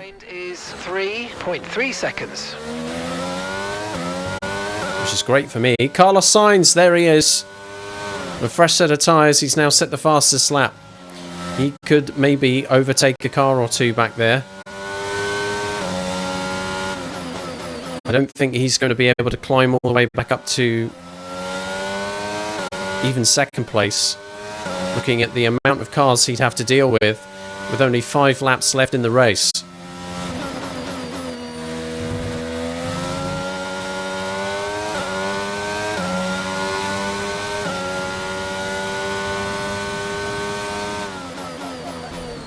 That's right, Nick. Sometimes we is yellow.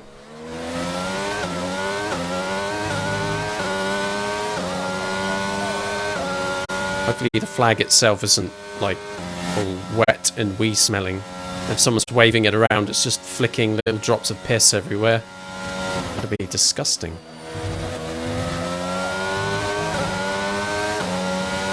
Okay, that's us with 5 laps of fuel remaining. 5 laps of fuel left.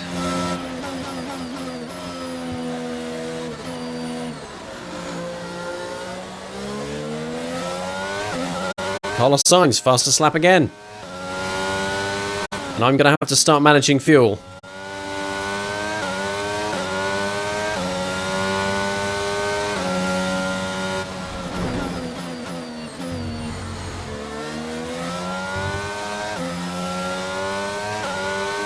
That front wing is made out of some stern stuff.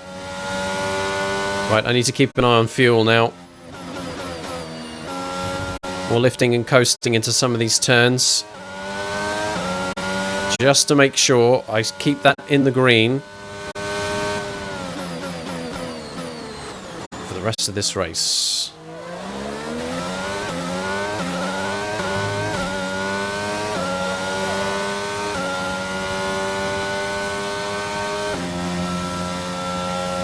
Ooh, boy.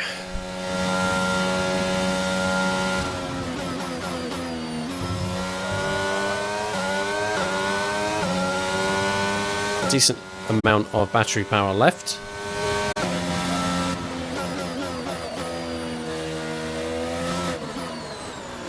There we go, look, just getting that fuel mix now. It was at 0.08, it got to 0.1, now back to 0.08 again.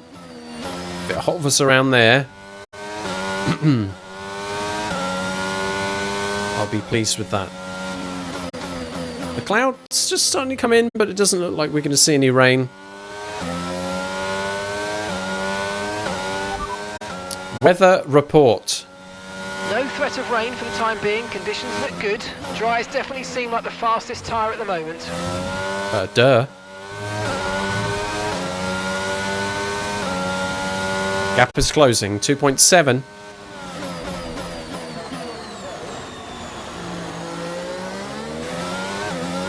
Carlos Sainz, for all of his fast laps though, is not in the top 5.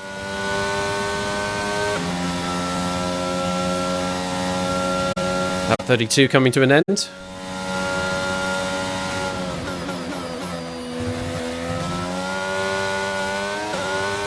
There goes those, the grip on the rear tyres there.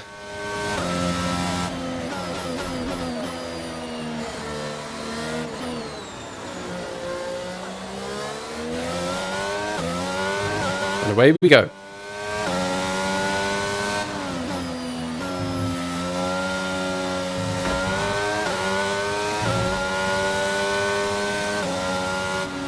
We've only got 2 laps of fuel left.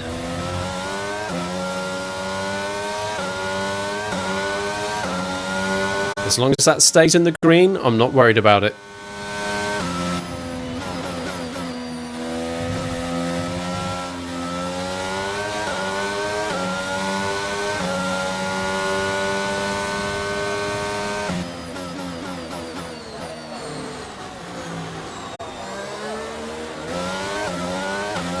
Bit of battery. Just to help us accelerate out of that hairpin. I've extended the gap again to my teammate.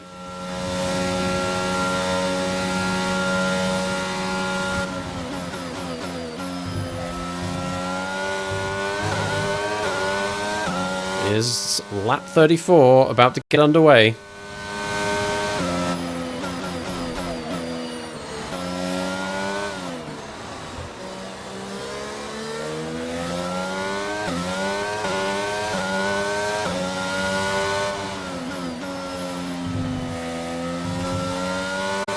Just modifying my driving a little bit. Just to make sure not burning through too much fuel. Keep that managed.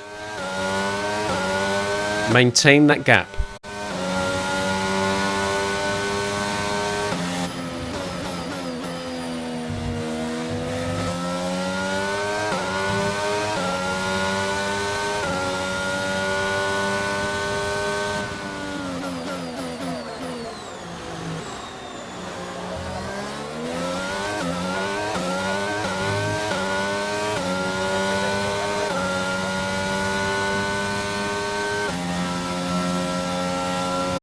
.5 seconds. This is great.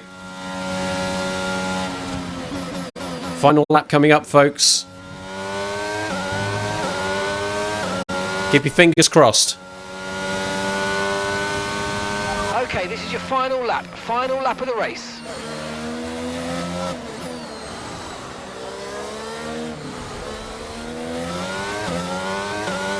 Bit of a clumsy turn too, but it's the final lap. It's all about managing pace. Doesn't have to be a big lead. Doesn't have to be a massive gap. It just has to be enough.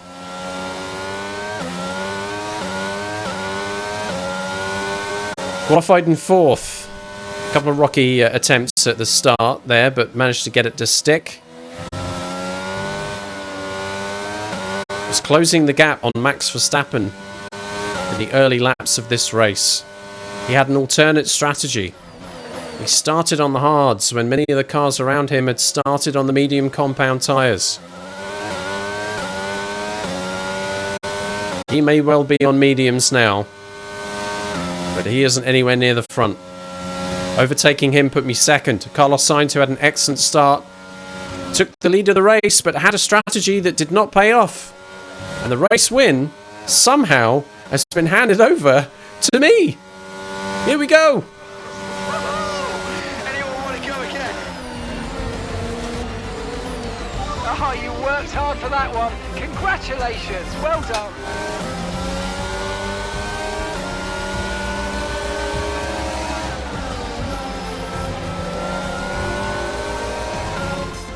A truly magnificent drive then, and a great performance from the entire team to secure victory here in Canada.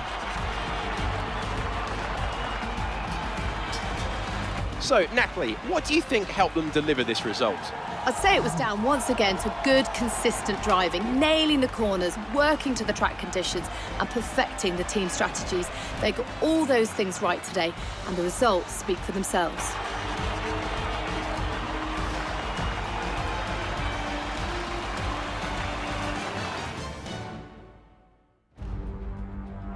Mercedes are on top form once again after an excellent race weekend. It's great to see them up on that podium once again. Yes, mate.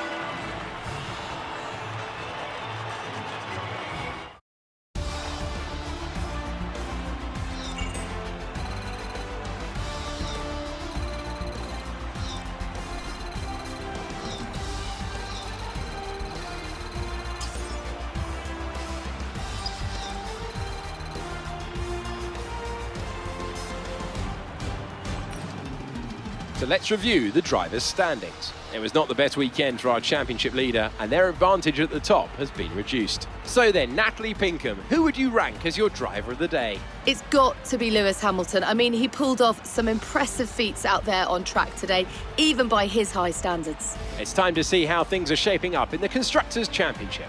Ferrari continue to extend the gap at the top of the table. And with that, we wrap up another weekend of motorsport. But with more races lined up, be sure to join us when we come back with more Formula One.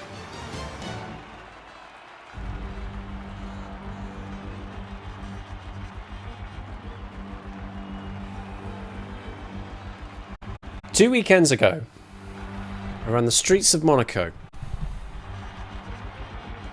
everything sucked. Last week at Azerbaijan, qualified 7th, started 6th. Things were kind of looking alright in the early stages of that race, and boy did it ever fall apart in the last few laps. Finished 9th. What a turn of fortune. Qualified 4th, started 4th.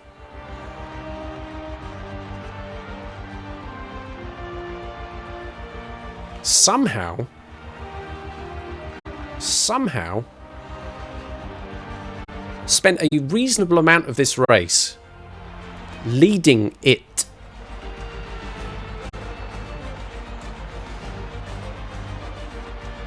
Carlos Sainz had an incredible start. Held the lead of the race for quite a while. Mixed it up there with Max Verstappen and overtook him. And was closing in on Carlos. But he pitted early. Earlier than expected. His pit strategy, his two-stopper, arguably cost him the race win. And in doing so, helped my cause. Not just helped my cause, helped the cause of the team. Look at that, a 1-2 for Mercedes. From 4th place on the grid, Skip takes his first win of the F1 season, and boy oh boy has that been well needed. 25 championship points. Lewis Hamilton, 2nd place from 6th on the grid, your driver of the day. I mean, I thought I did okay, but fine. Finishes 2nd. Charles Leclerc from 2nd on the grid drops down to 3rd. Max Verstappen had a bit of a nightmare by all accounts. Starting from pole position and dropping down to 4th. Sergio Perez from 3rd falls down to 5th. Carlos Sainz. How things could have gone differently for him today. Ends up finishing in 6th. 1 place behind where he started. Lando Norris kept it cool in 7th. Daniel Ricciardo had a bit of a nightmare, dropping from 8th on the grid to 11th. He was another car with a 2-stop strategy, hoping maybe that the alternate strategy could deliver something today. In both cases, for those cars that started in the top 10 with a 2-stop strategy, they lost out. They finished lower than they started.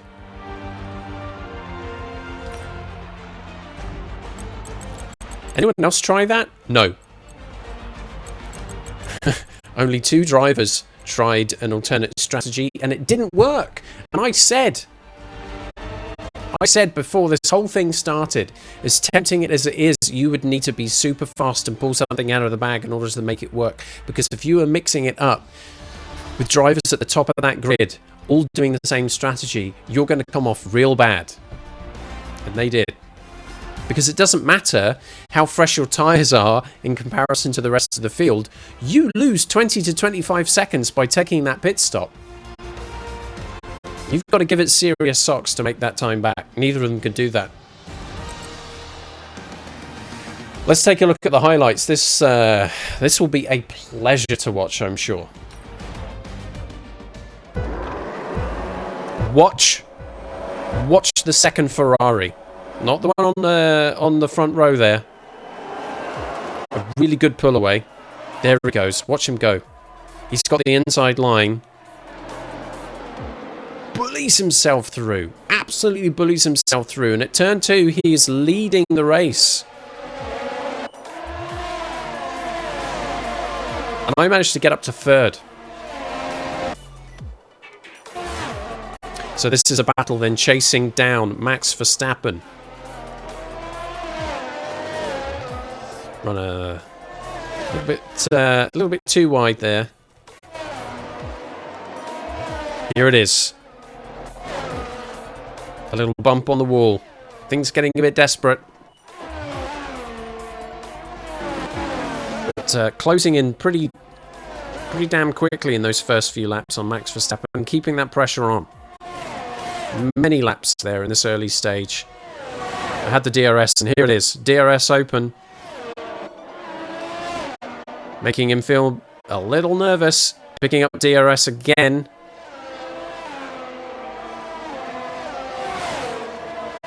Taking the inside line into 1.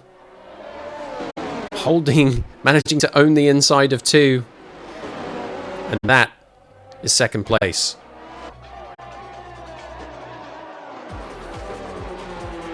A cheeky little bump there. Got very close.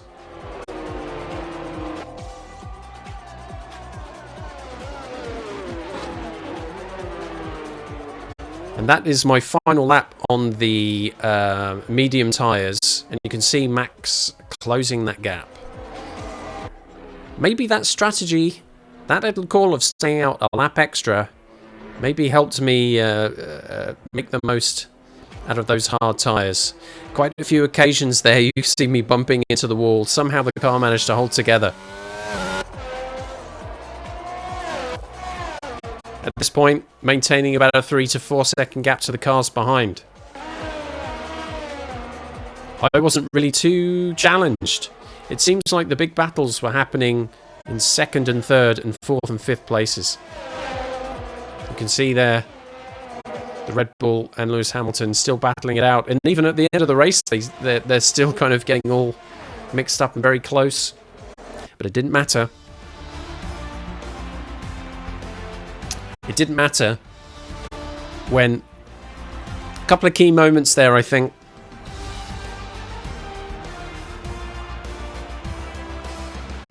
Bullying myself into 3rd position on that first lap. Max Verstappen being on an alternate strategy. Instead of starting on the mediums and going to the hards, he was on the hards first. So I was able to close the gap. I overtook him. 2nd place. Carlos Sainz led that race, would have continued to do so had he been on the same strategy as everybody else. That is basically what helped me get to the race win. But you've got to be up the top to even have a sniff of it. And no doubt, having a good qualifying performance today really, really helped on that. Race director. Carlos Sainz, medium to soft. Daniel Ricciardo, soft, medium to medium. The trouble with that soft tyre around this circuit is it dies so fast.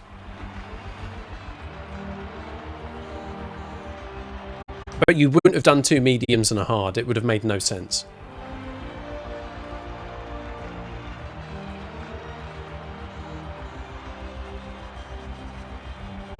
It's quite telling, though, isn't it, that the 3 cars at the top that started on hards lost positions. Medium was the tyre to start on today. When it comes to incidents, whoops-a-daisy, I had a little bumping together with Charles Leclerc on lap 1. That basically helped me get 3rd place, right, going through turns 1 and 2. Max had a little bumping with Carlos Sainz. And then some other things happening further down the pack between Latifi and Vettel, and the 2 Alfa Romeos, of course, suffered mechanical failures, and that was that.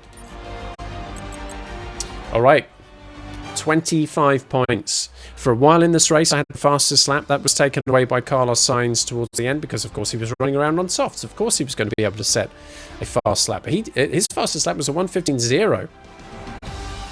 Charles Leclerc 1:15.3, Max Verstappen a 1:15.4, Sergio Perez a 1:15.4, and then I had a 1:15.6. So that extra point was definitely not coming my way. But still, 25 points is the biggest haul. It's the maximum haul, really, that that I could get today. But it's also the biggest haul I've had so far.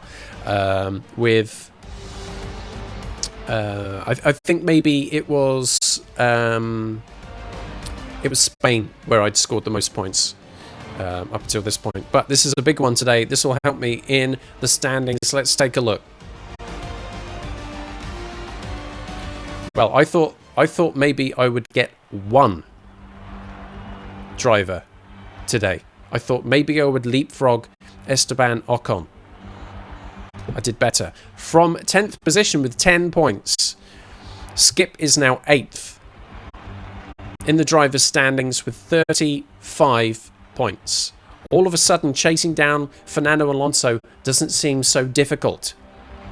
Daniel Ricciardo's performance so far not looking great, so it could be difficult for him to catch up with me. So I need my sights further ahead. I need to get into that top 6.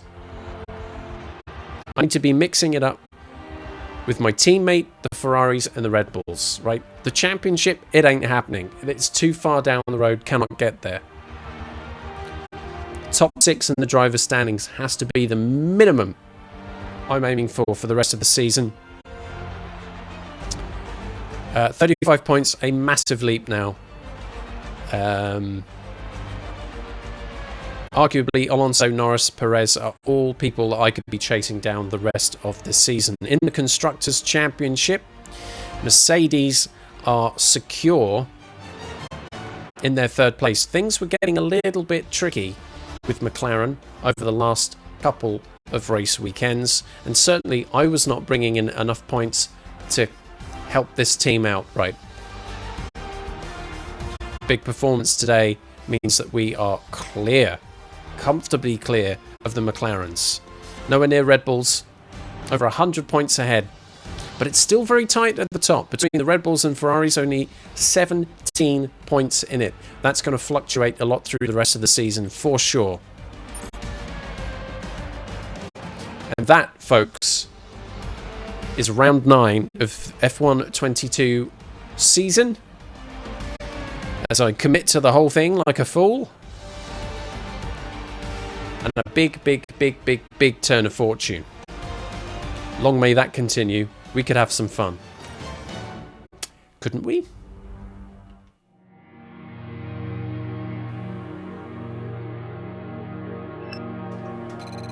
Big bump on driver acclaim. Yes, please.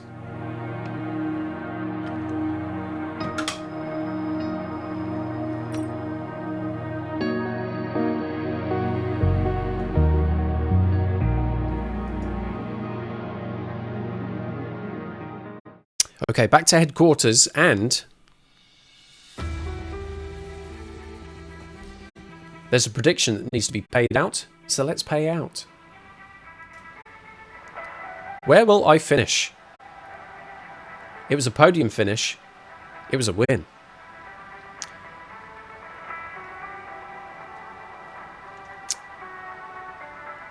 Oh, I said no pressure at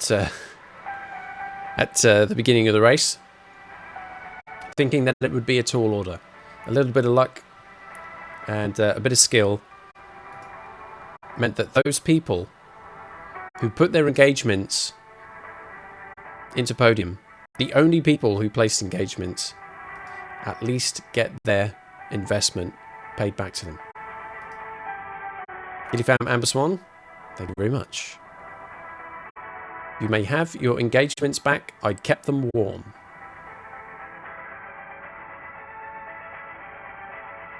Let's take a look at the situation here then.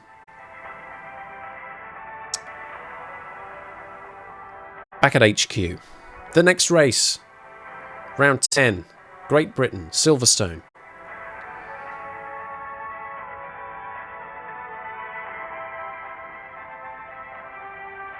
"10 days away. We have some serious developments on the car coming to us in the next week.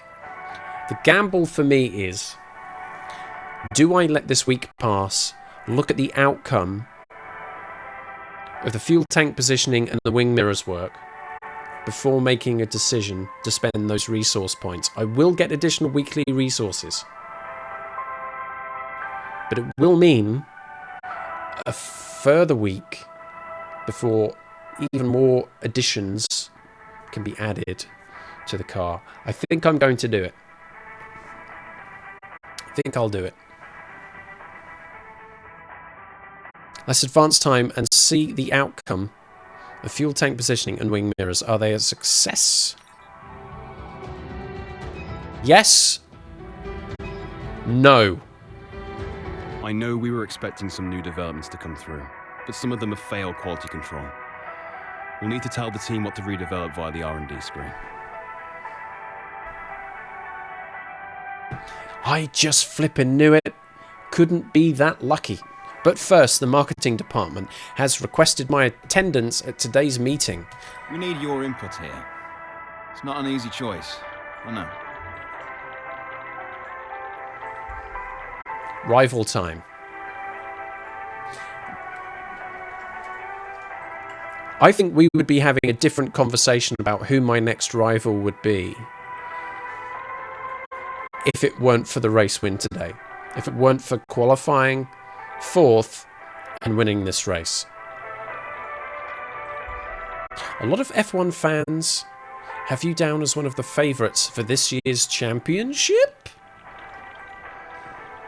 Who do you consider to be your closest rival this season? Red Bulls. They are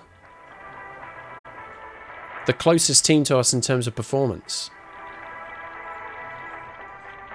Do I dare say that their number one driver and world champion, Max Verstappen, is my rival? Or do I take the more realistic view that actually it's their number two driver, Sergio Perez? Max is a talented driver, very difficult to overtake, and I'm ready to challenge him. I mean, I did overtake him today.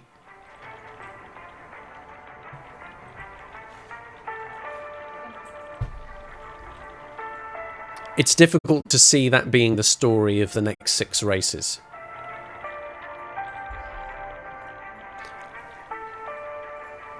I feel more comfortable saying Perez. I do have the option of no comment, but I think that'll be a disappointment. And there are additional prizes on offer if I do have a rival. We saw that with Bottas. There were additional acclaim points, driver acclaim points available if you beat them in the rivalry. Chansey, thank you for the follow. Thanks for checking out the channel today. Welcome on in. You catch me at the end of this evening's F1 stream. A race win in Canada. A very pleasant surprise after the last couple of bad races. And just doing a bit of car business as we wrap out this evening's stream. If you don't mind me asking, were you looking around at F1 streams this evening? Just seeing who was about? It's interesting to know how people find some old numpty like me. I'm going to say Sergio Perez here, by the way. We'll lock that in. He is my new rival for the next 6 races. And helping handle that. Matching haircuts there in marketing. Yeah, just browsing through. Yeah, cool. I'm doing a full season here in F1 22. I started the playthrough in July at game launch, doing the F2 season. So I did, what was it, like 7 rounds in F2 to then get me in the door in F1. And it was the people here who voted that I should join one of the top teams. So there's been quite a lot of pressure driving for Mercedes so far this year, and quite a mixed outcome. I started the F1 season at a 65% difficulty for the AI. So that is the lower level of hard, and I think it's just been a little bit too challenging. So as of this race, it's come down to 55. So the upper end of medium difficulty, and I think it helped. It made it a more fun weekend. You do that when you play. Okay, cool. It's good. It's good to have some other F1 players. They know that the struggle is real. So we are in the last few days to the British Grand Prix, and I think with 2,789 resource points ready to spend, it's time to look at research and development. Ferrari are just pipping us at the post again here. It's kind of a bit of a war between us and Ferrari for second place. So one part is in development. It is a major piece of aerodynamic work. The wing mirrors have failed. We invest in them again, and they are guaranteed success.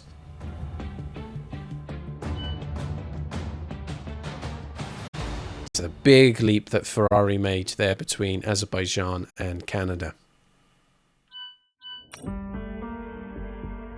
Okay, so making it official here. The wing mirror has failed.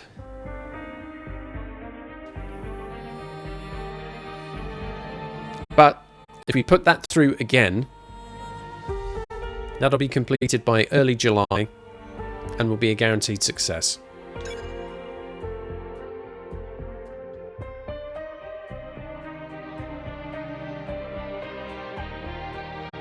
So that is after the next race at Silverstone, but before the Austrian Grand Prix. That's in the bag.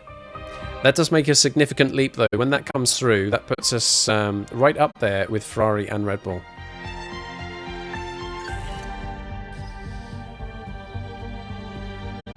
Let's look at what is recommended to us at this point. Oh, well, first of all, tell us about what's been unlocked. Here we go. Fuel tank positioning. Tyre blankets. Now, we were hemming and hawing over this last time. New specification of carbon sheet resistive tyre blankets heat the tyres more evenly, better preparing them for the sessions ahead. As a result, overall tyre wear is decreased, and that's a good thing. Because if you can get an extra lap or two out of the tyres that you're racing on, all plays into your race strategy, baby. It all plays into that strategy. I think this is a very wise investment. It does not have a huge boost. It is considered a minor, but I have some faith in it.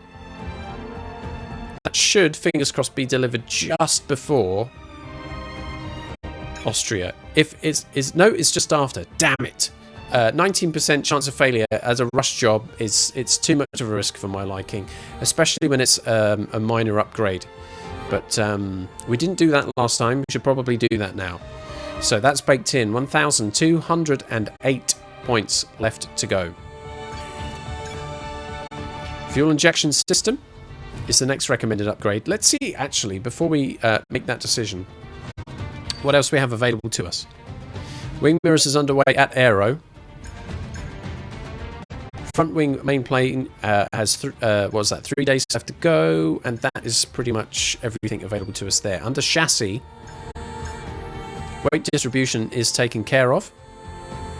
Weight reduction, we cannot afford cockpit weight reduction. The tyre blankets are now underway, so that's chassis taken care of, which leaves us with powertrain and durability. The options in powertrain here. Energy store cells, 568 points. Also, a reasonable discount there. That is considered a minor, I think. A fuel injection system, 640. That's about all we have there. Let's just check in on durability. Some improved material on control electronics, a small discount.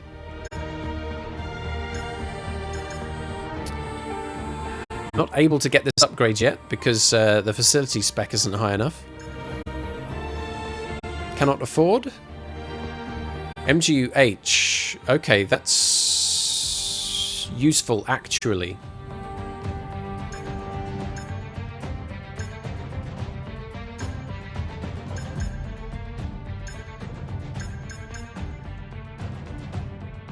Durability on the MGUH would be good, because I think that's the one that's kind of weathered more than the other. So energy store cells 5, 6, 8. Or I'm blowing everything on that. 5% versus 20 on that, or 29 on that one. A larger proportion of recovered energy to be stored. Better fuel economy.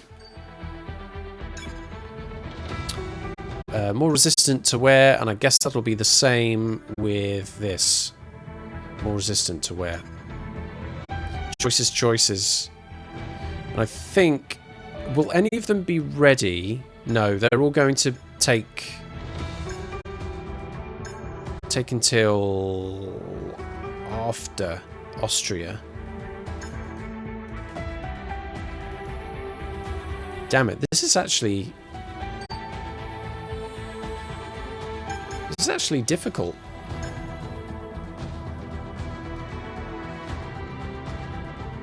I think I'm going to say MGUH.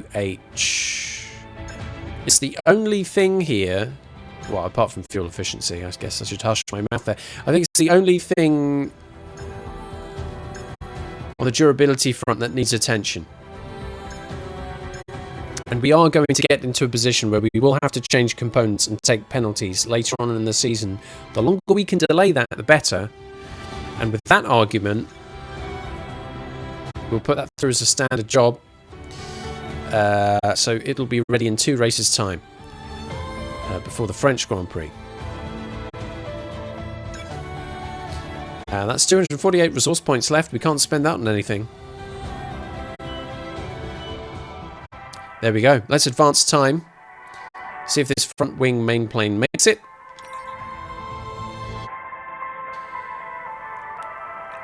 Of course not. They all fail once, don't they? They all fail once. Front wing main plane. No difference.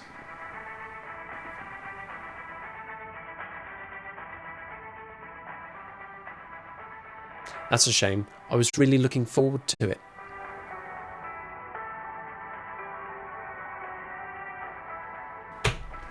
Here's what happens, folks, when you have a successful race weekend. When practice goes well, you get a good qualifying position, and you have a nice solid race without too many mistakes. You finish early. By at least half an hour.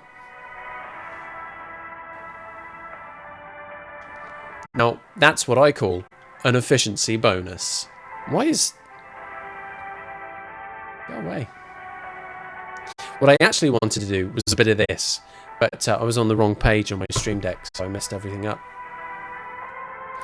Over 2 years of this, and you know, there's just... Things don't... They just don't. Okay? They just don't.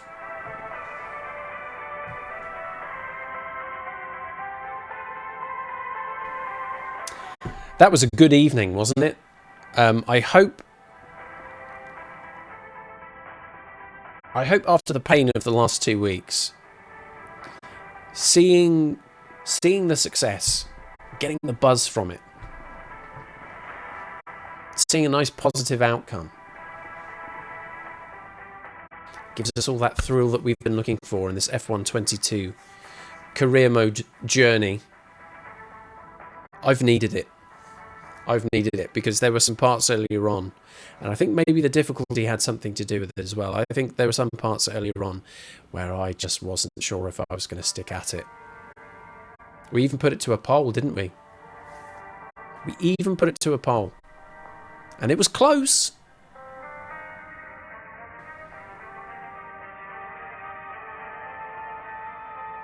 But this evening, the optimum outcome was achieved. And I didn't even win the Stream Champ crown, where a 30% boost on all measurable outcomes for a 24-hour period is guaranteed. It's baked into the deal.